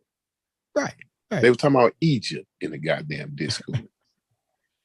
Or the Medunetia or something invaluable. Something that doesn't hold a stitch of value. Right? And furthermore, I just want to say, like, y'all like, oh, I'm irresponsible for bringing something. Now, nobody still ain't showed me nothing that lady lied about yet. Out of all the crying, nobody said nothing where that lady lied at yet. They said she dressed like a Muslim. I heard that 9,000 times. They accused her of being in the Nation of Islam. I heard that 9,000 times, but they've never told me nothing that she lied about, right? Okay. And then you have and I'm supposed to be, and for bringing her, I'm supposed to be not only apologetic for that, but I'm irresponsible. They saying that I'm irresponsible for bringing that to the table. Corey, we got a lot of Ash Wednesday feminists. I would have never known. Mm-hmm. Right, Ash Wednesday feminists. I would have never known they were, because we never heard a peep about women's issues and women's studies and all the deep things in the source sharing until we had some of these conversations. Right. That's my point. I think we had a conversation about, of course, Roe v. Wade, because that's a hot button sort of thing, right? But a lot of the sort of in-depth conversations that we're having now, we would have never even had, right? If you would never put some of these conversations forward, right? So that's why I said that, hey, let's create a space in one of our one of our Discord spaces, and people who want to share information, share sources, and continue this type of conversation over the long term, then we can do that. Right. And I'm very curious. I'm very interested for people who are going to keep these conversations going. Right. Or is it just going to fall by? And this is a challenge. I'm putting out a challenge. Right. But for those who really that want to talk about these in-depth conversations, keep it going. Right. Because these are important topics. Right. But let's not be those important. These are topics that are important just for today, right? Because we're going with the back and forth. Right. Absolutely. Right. And what I wanted to say though is that I was kind of being accused of being irresponsible for even bringing this lady in, right? But let's look at who's been brought into this community. You got Asar Imhotep. Pseudo as it get. It don't get no pseudo. No more pseudo than Asar Imhotep, right? Asar Imhotep ain't even talking. Not only is he pseudo, right? He ain't even talking about shit that's of value to the Black community. I'm going to repeat it again. He ain't even talking about shit that's of value to the Black community. Yet no one owes an apology for bringing his crazy ass to the goddamn table, right? We got a closet anti-vaxxer in Wuja, right? No, I'm not that's like calling them those neo-Nazi motherfuckers. They, just because they ain't in the Klan, they say they ain't racist, right? But they say all of the same shit that the Klan say, right? It's bad shit crazy, but this is the type of thing Wuja does. He says these, I don't know what the fuck he talking about, but he ain't talking about somebody that's promoting people to go get inoculated from a pandemic, right? He said he just gonna keep taking tests, whatever that means, right? When you don't really know what they mean, that's anti-vaxxer shit. He's a closet anti-vaxxer, right? No one owes an apology. No one needs to be apologized for that, right? Right. You got other motherfuckers saying the Dogon scene is a star, right? Nobody needed to apologize for bringing them crazy ass niggas to the table, right? Nobody needed to apologize. You gotta be for that. specific on who you're talking about, no? Oh, I'm specific. I've been specific. If you don't know, you're playing with yourself, right? You fooling yourself if you acting like you don't know, right? But then you got the other nigga, Sanjetti, right? Why you on Sanjetti? Sanjetti ain't said nothing about nobody. Why you on Because Sanjetti? he's a piece of shit, and he think he's above somebody, but he is pseudo. He is as pseudo gets. But no one owes an apology, Kent. Hold on, Kent. No one owes an apology for bringing his pseudo ass to the table. They talk about Dr. Ben books and bring that and suggest Dr. Bean to the community. No one owes an apology for bringing his pseudo ass to the goddamn community. See, it's preposterous because yet they still have not proven to me how this lady is pseudo. They're calling her pseudo, yet when I bring points up that she made, they say, well, I agree with that point, but I just don't like the way she said it. It don't make sense. Either she's pseudo or she said it and she hurt your feelings the way she said it. You know what I'm saying? It's crazy. It's crazy. For the third time, it's crazy. But nobody owes apologies for promoting Egypt for 20 years. To Black people, promoting the Medu Neter in Egypt to Black people, don't nobody owe an apology for that. Nobody owes an apology. I mean, I don't even want an apology. I know. I'm not the hit dog. Prophet, word to my man, Prophet Sheffrin, please put the L on it. You better put the L on it. The hit dog holler every single goddamn time. Who the hit dog? The hit dog gonna holler. Who the hit dog? The one that's hollering. Who hollering? You tell me, kid. You tell me who holler, right? But like I said, no one. I don't think nobody's looking for an apology, and no one needs to explain, and no one needs to have a guide. No one's giving a guide. No one's giving guidelines or giving guidance while Wuja talking his shit. Right? No one's putting up the PG warning, the PG-13 warning when Asar get on the panel and talk his crazy ass shit. Right? We promote that and we listen and they berated us for saying it, for coming out and saying, if it wasn't for the pseudo killers, you niggas be listening to this. You niggas would be thinking Asar Imhotep is actually intelligent. He actually saying something. Y'all would really think that if it wasn't for the pseudo killers. Shit crazy. You niggas be thinking the Dogon helped them make the goddamn James Webb telescope. The Dogon had a James Webb telescope before NASA did.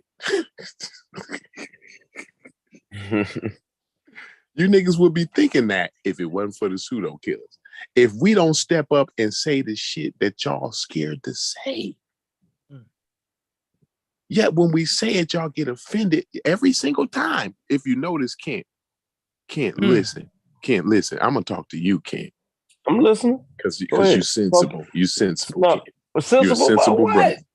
Okay. You're a sensible brother. I thought you said sensitive. My bad. You're right. Yeah. No, I didn't say sensitive. I said sensible. I got you. I heard. You're a sensible brother, Kent. Do you know on every single topic, Kent, that the pseudo killers have brought up, they've been offended. We offended them, Kent. Do you realize you shouldn't say that? Why are you guys saying that? You guys shouldn't be saying these things. And I think we've led. I think we've read enough. I think me and Corey, I've known you for some years now, right? And I think we've read enough books and shared enough books between each other to know why people get offended when certain beliefs are challenged, right? This is natural, right? So we know the why as to why people would get offended.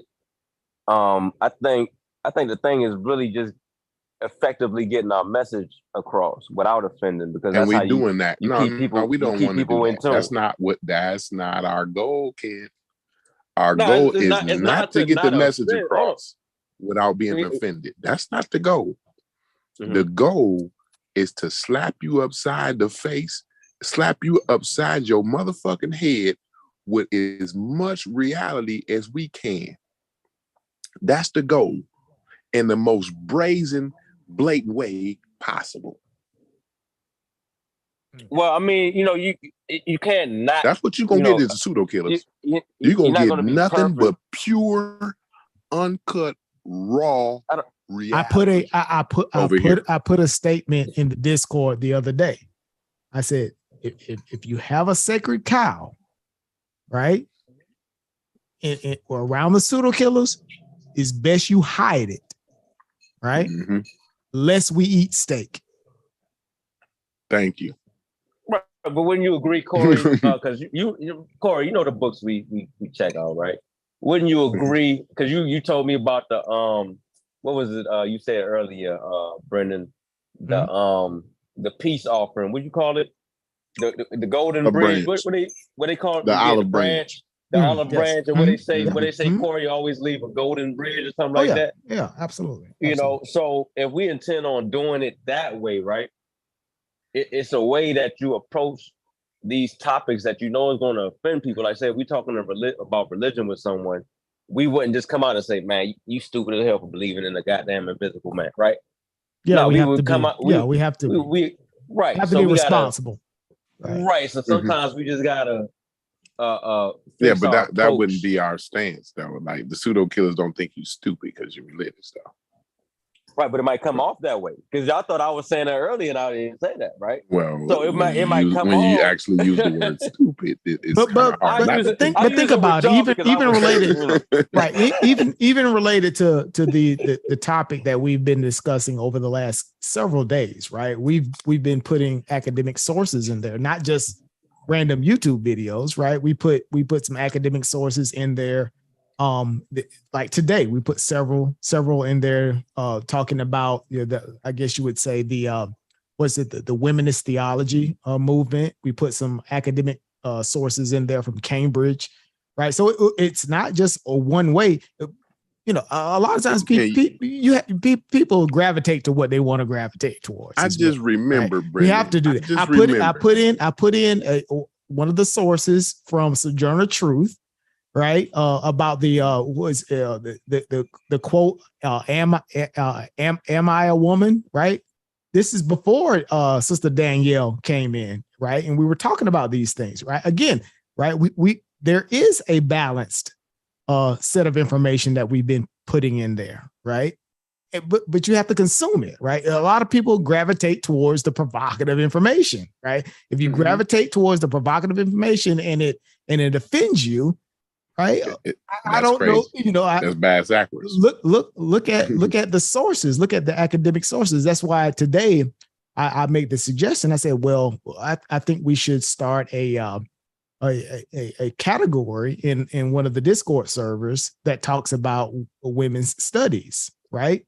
And it does it again, right? Our secondary or what I say our study server. That's where we actually post our academic resources. That's where we post our academic sources, links, audio books, all these types of things for people that want to really do a deep dive and have these deep dive conversations there, right? So there is a balance that happens, right, with inside of the pseudo killers conversations, right? So it's not just one way. No, definitely. It ain't no one way. And the thing is, Brendan, if you remember, because I just remember, Brendan, how they first got offended, and it's a shame because Brother Unk was one of the main ones that was offended, right? But how they first got offended was how highly I was speaking of Black men. Everybody was like, whoa, I don't think, no. When I talked about how every person that ever stepped on has ever looked at a grain of sand on these United States of America, right? That's breathed a one molecule of oxygen that's been in these United States. They all and continue to benefit off the blood, sweat, and tears of Black men, right? When I make statements like that, right, it somehow that triggered people, right? And it kind of got this conversation bubbling a little bit. It didn't get it to where it's at now. The sister kind of pushed it overboard. The sister Crimson, I guess she was the straw that broke the camel's back, right? But I started to get pushback, and they started saying, well, you sound pseudo. And this is how I know they lack the discipline to attain information, because of the responses I got. So they started saying things like, well, you sound like melanin. You starting to sound like you saying melanin does this, or you getting kind of pseudo, because it sounds like you think that Black people have special powers in some kind of way. Because I stated a statement of fact, and it was contrary to what they actually believe about Black men. See what I'm saying, Brendan? The image, this is what comes out. See, it all comes out, Brendan. The image that I put in their head about Black men, that didn't sound right to them. They had to give some pushback, because that's not the image that they have in their head. That picture that you put in the Discord today, Brendan, when you know what I was doing. You know what I was doing. When you use the word Black man, that's not what they see. They don't see that picture that you put in the Discord. But guess who's seen it? Guess who seen that picture? I saw that picture. Right. I saw it, Brendan. Right. And guess what? I even commented on that picture, right? Because I recognize a real Black businessman. You know what I'm saying? A real Black career man. And right? I followed I followed your lead when you posted what you was doing. Right? Definitely. In the business section, right? Mm-hmm. You basically, again, we're talking about debunking these false misconceptions, these false tainted images of Black men. Why would they give me pushback though, Brendan? Yeah. When I make statements like that though, Brendan. When I say every time a Black man, and I even included women. It's so crazy, Brendan, because you was on the panel, Brendan. You was there. I said not only Black men, but even Black women. When any time in any field, when a Black man or woman enters that field, they reach the top. They go to the top. Any field you can name, you can find a Black person at the top of that motherfucker. There it is. Right? And then they gave me pushback for that, Brendan. They said, you sound pseudo. If somebody was to say something like Brendan, it would be crickets. I wouldn't even have a response. That's it. I would say, yeah. Either I would agree and testify like they do in church, right? Yes, sir. Make it plain. Amen. Whatever I got to do to agree with it, right? Either that or I'm gonna be quiet. I'm not gonna give you pushback because you say something like that, especially when I'm a Black man. You see what I'm saying? Talking to Black people, trying to change the image of and the perception of Black people, trying to gain comrades in that fight, right? Trying to gain comrades in that fight. They gave me pushback. And then they say, I'm down. I sound degrading to women. No, you know who I sound degrading to? To them ratchet bitches. To them nothing ass, deadbeat, daddy ass niggas. That's who I sound offensive and you know to. what? And the reason, and you know what Sheffrin said, you know what the prophet said, don't you? The hit dog holler every goddamn time. That's all I'm gonna say. Go ahead, John. and please believe, Corey, I was watching today, right? because remember earlier he was like, yes, the woman with the 40 in her hand that's twerking on top of the car should be respected, right? Right? But in the same right, did we give the thumbs up and the black man that says that, hey, we're trying to do a positive conception, right? You know, how many of the black women gave a shout out? Said yes, that's a great thing that the black man would be doing, right? Now they trying to talk about all of the bush. Well, you know, it's rapists in the it's black men that's rapists. That's what they said when we say that. Oh my God! So yeah, we have again, right? These are anecdotal, but what we're doing, I think, what we're doing, we're putting the mirror up, right? We're putting the mirror, that coarse mirror, right? Because that mirror don't lie to you. Nope,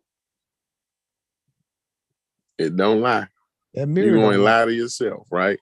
Yeah. And the thing is, you know, you're lying to yourself. So really, what are you doing, right? You pissing in the wind is what you're doing. It's a futile effort to lie to yourself. It's a futile effort to lie to yourself, right? But you know that I don't, and like I said, I don't get it. I don't get it when people they even get, you know, Sister Julanda. She said one day, she mentioned she mentioned that she was raised by her grandparents or her grandmother. I don't know if both grandparents or just grandmother specifically. I'm not sure, but I'm just gonna say grandparents, right? And the thing about it is, right, I never had to ask Julanda that. Before she said that, I already knew she was raised by her grandparents just by the things she say. You see what I'm saying?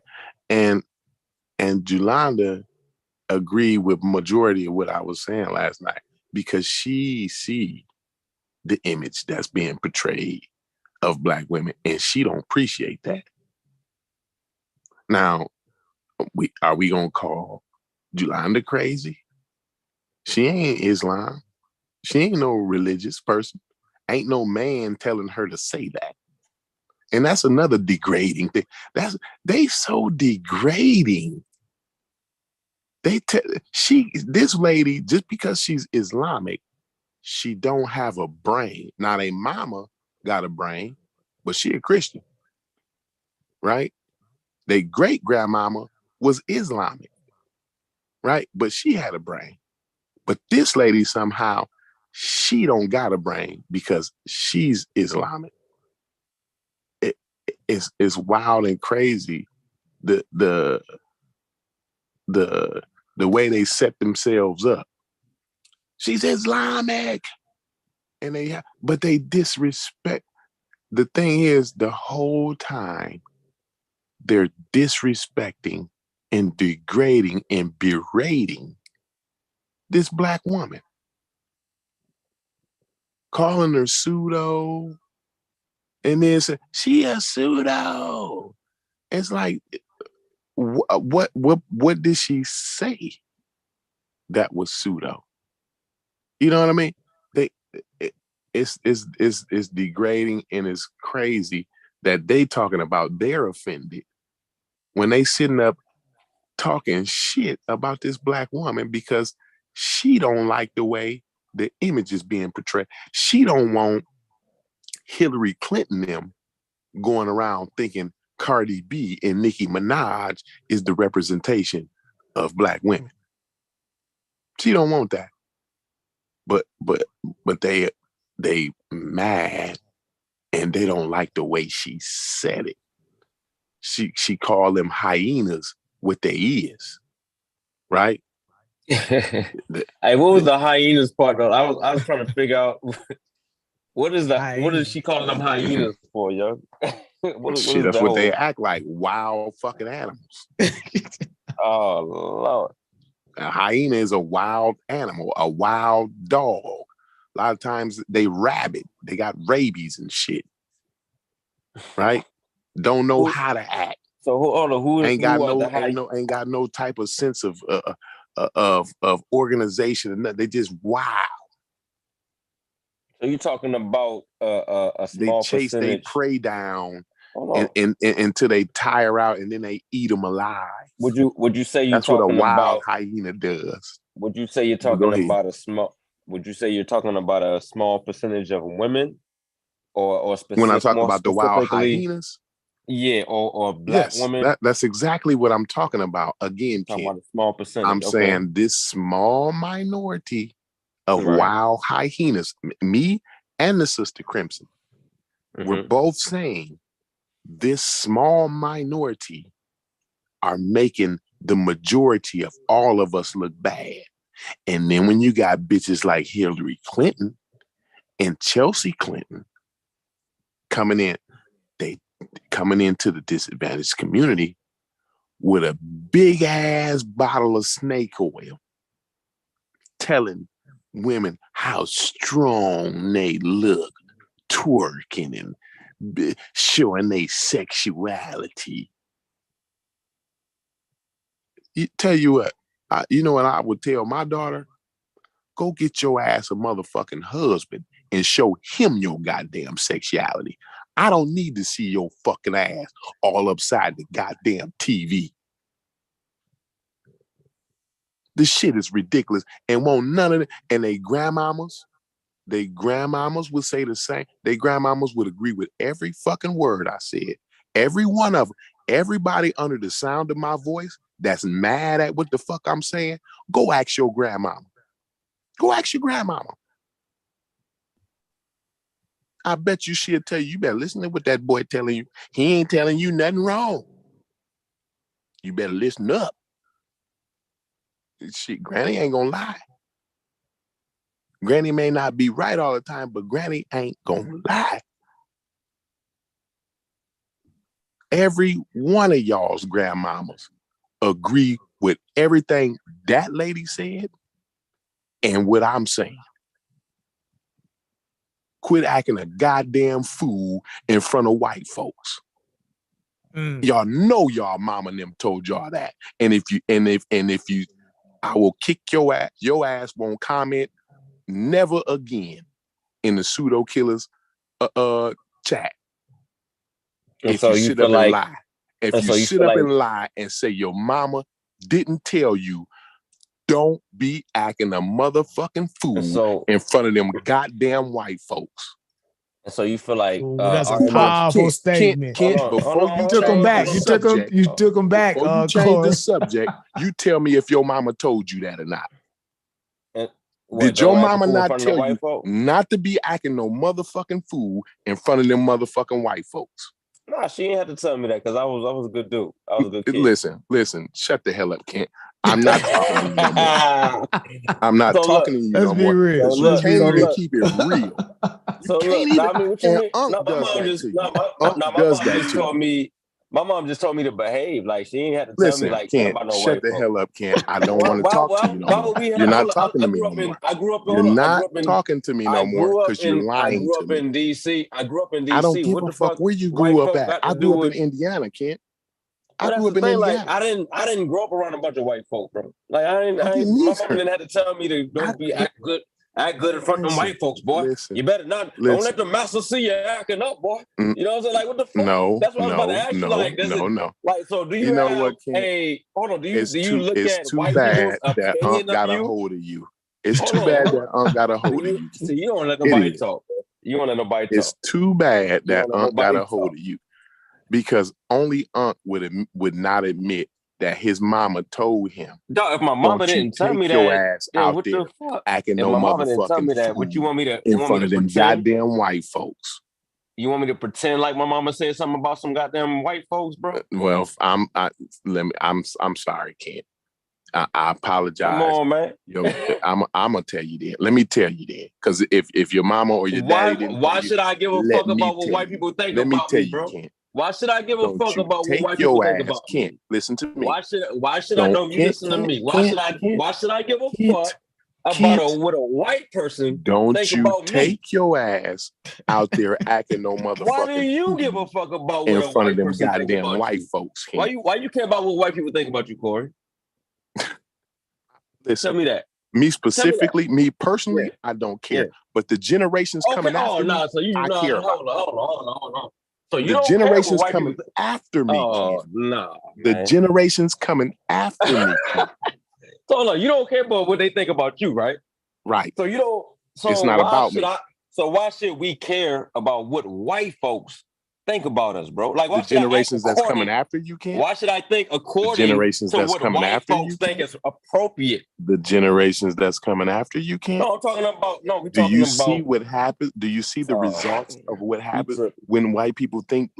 Do you see the results of that? Why do you give a fuck about what white people think about you, bro? Again, I think the brother Corey, he's being a bit facetious. About what a white person think about again, me, the brother Corey is being a bit facetious when he says it that way. But he's being very coarse. What he's saying, be careful. You have to guard your image. That's what he's saying, right?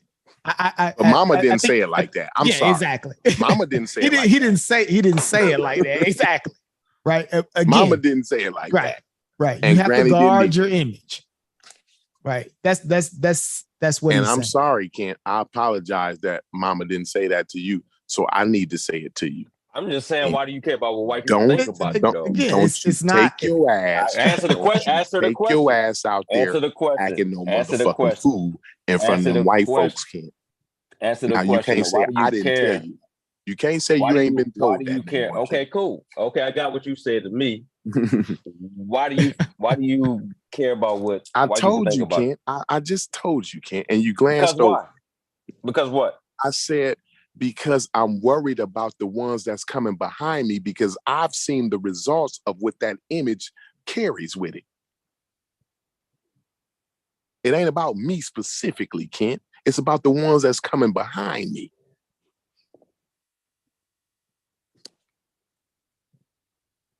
And okay, so the ones coming behind you should care about what white people think about them. Is that what you're saying?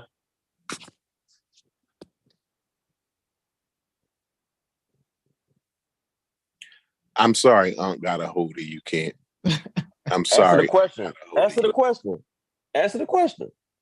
I explained to you what I'm saying, Kent. I've explained to you in 3 different kinds of ways, and then Brendan explained it to you. I just asked you a simple question. You can't even answer the question. Do you want me to do? I want you to answer the question. Listen, I would like for you to answer the question. The results I would like for you to answer the question. Of what I'm answering it. The results of what that image brings is detrimental to the ones that's coming behind me, Kent. It's detrimental. It ain't about what white people think. I'm talking about the welfare, the health and welfare of the ones that are coming behind me, Kent. I know you don't give a fuck. I know it don't matter to you personally, but to me, it does. Oh, well, you go ahead and keep on caring what the white people think then, bro. Now you just I'm sorry, Aunt I'm sorry, Chief X got a hold of you, bro. Because I never said that I cared. I'm sorry, Chief X got a hold of you. That I cared about what white people think about me. After I explained that to you, after I explained myself in depth to you. Again, this is how I know Kent, he's being facetious when he says it. He's using figurative language, right? He's being colorful. I'm being Brendan. Right. He's been using figurative language all night. He's being very figurative. Right. Okay. Yeah. Okay. No, I'm saying it's not it's the image. It's the image on the world stage. It's not just about white. I think you're giving them. I think you're giving them more than what your image on the world stage. No, I just made that clear to him. I just made that clear to him. That's what I get from it. That's what I get from it. So Kent, what he's saying, right? And we're all grown adults. So the image that you project, Black people, and I'm looking at the chat. We have to be honest at this point, right? The way that our stereotypers projected, right? It hinders us in the larger society, right? So you don't go around and project the negative stereotype that the larger society has of Black people. You don't do that. That's basically what he's saying. You know what I mean? You know one of the stereotypes. You know one of the stereotypes of Black men. Yo, listen, is always late. But and you know what? You know what? You know what? Hey, look. When my mom, in 18 years, Kent, I made it my business. I didn't say nothing to you yet, If you Chef. don't want to respect to you yet, Chef. If you don't think that what you put forth, right, is going to have an effect on how your sons are going to be looked at, if you don't try to go about this world to put forth a better, make shit better for you, for the ones coming behind image, you, right? My point is, no. My point is, hold on. My point is, hold on. My point is, white people. My point is, say something about white people. My point is, I care about how people look at Black people. I don't give a fuck what you. I know you don't care, but other people do care. Martin Luther King and them did. Yeah, absolutely. You don't care. I don't give a fuck what you care about. So you one of them niggas that I'm talking about.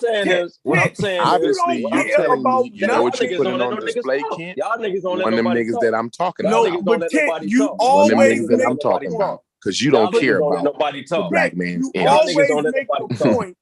You always I didn't make a point yet because I was responding to what you said. What I'm saying is, you always make the point. No matter what we're talking about, right? Whether we're talking about Egypt, whether we're talking about Africa, whether we're talking about social issues, right? And how Black people are viewed. At the end of the day, your point is, I don't give a fuck. It really don't matter. No, I just said that just now. I don't give a fuck what you... Hold on. No matter how good the conversation get, that's where you always go to, yo. I'm talking about right now, though. We talking about right now. No, I'm saying it's a pattern. So what you're saying now, it just shows a pattern. You're gonna say, I don't care how white people view us.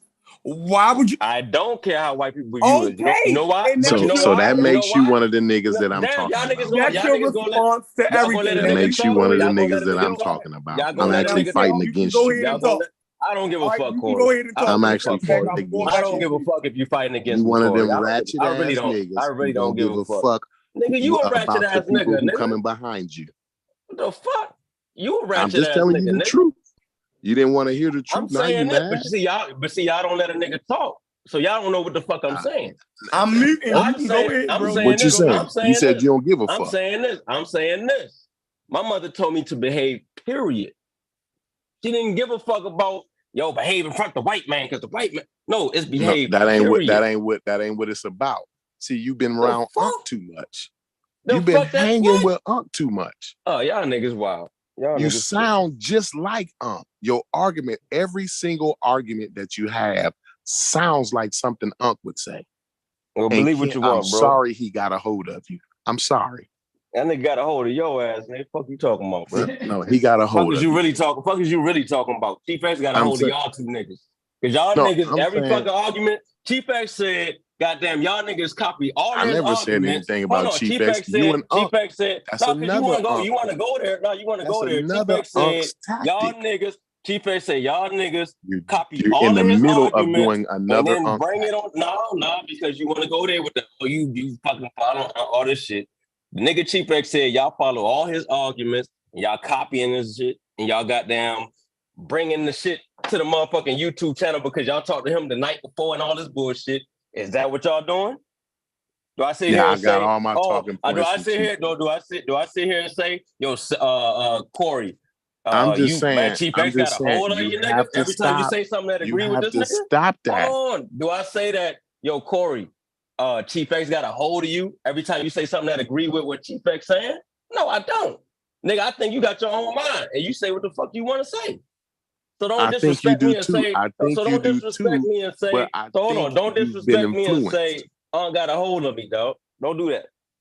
Well, the essence of the House of Consciousness the essence of Chief X has intoxicated you. The essence of Chief X is intoxicated. Does that make you feel better? Because either way, I gotta say something. I gotta say something either way. For a nigga to go to that Mediterranean bullshit and say all that shit. I'm sorry that I don't say things nice, kid. I'm sorry I don't say things nice. I don't care. But people on here even call me bitches and all that, and I still don't get upset. I don't care whether you say it nice or not, bro. I really don't. Every time I say something to somebody, a lot of the times I say things, it's so honest and so straight to the point that people get offended. And I try not to be like that, but I don't know no other way. But what does that mean to me? And what I only know one way. And that's what does that mean to me? And what does that mean to me? And at least you can appreciate that. What does that mean to me? Listen, what does that mean to me? What you're saying right now? What is what you mean? I might not like the nigga what the nigga said or how the nigga said the shit. What is what you're saying mean to me right now? Nothing. So why are you talking? So why are you talking? You don't give a fuck about nothing. So why nothing mean anything right now? That's what Sheffrin.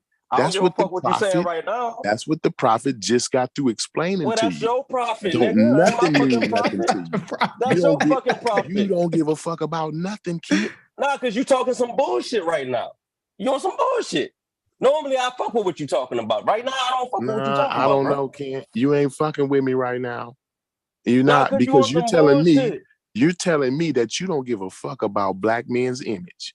And I'm telling you that hinders white people think. I don't give a fuck about what white people think. It's a difference. That very thought is what's continuing to hinder black men. And I'm saying I don't want that to go on to the next generation. How has it hindered me, niggas like you? So when niggas things like that, how has it hindered me, Corey? I'm gonna fight back every fucking time. How has it hindered you? So when niggas like you say things like that, Corey? I'm gonna fight back. How has it hindered you, Corey? Because you know better, and your mama told you. How has it hindered you, Corey? Don't you take your ass out there acting no motherfucking fool in front of them goddamn white folks. And you deny it. How does it hinder you, Corey? You're denying it. And if I could speak to your mom right now, she would say, Ken, shut your lying ass up. You know I told your motherfucking ass that. How did it hinder you, Corey? Right on here and say, shut your lying ass up, Kent Alexander Logan. Ain't no fucking Alexander. Shut your ass up because you know I told you. Hey, Corey, how did you know that was my? How did you know that was my middle name?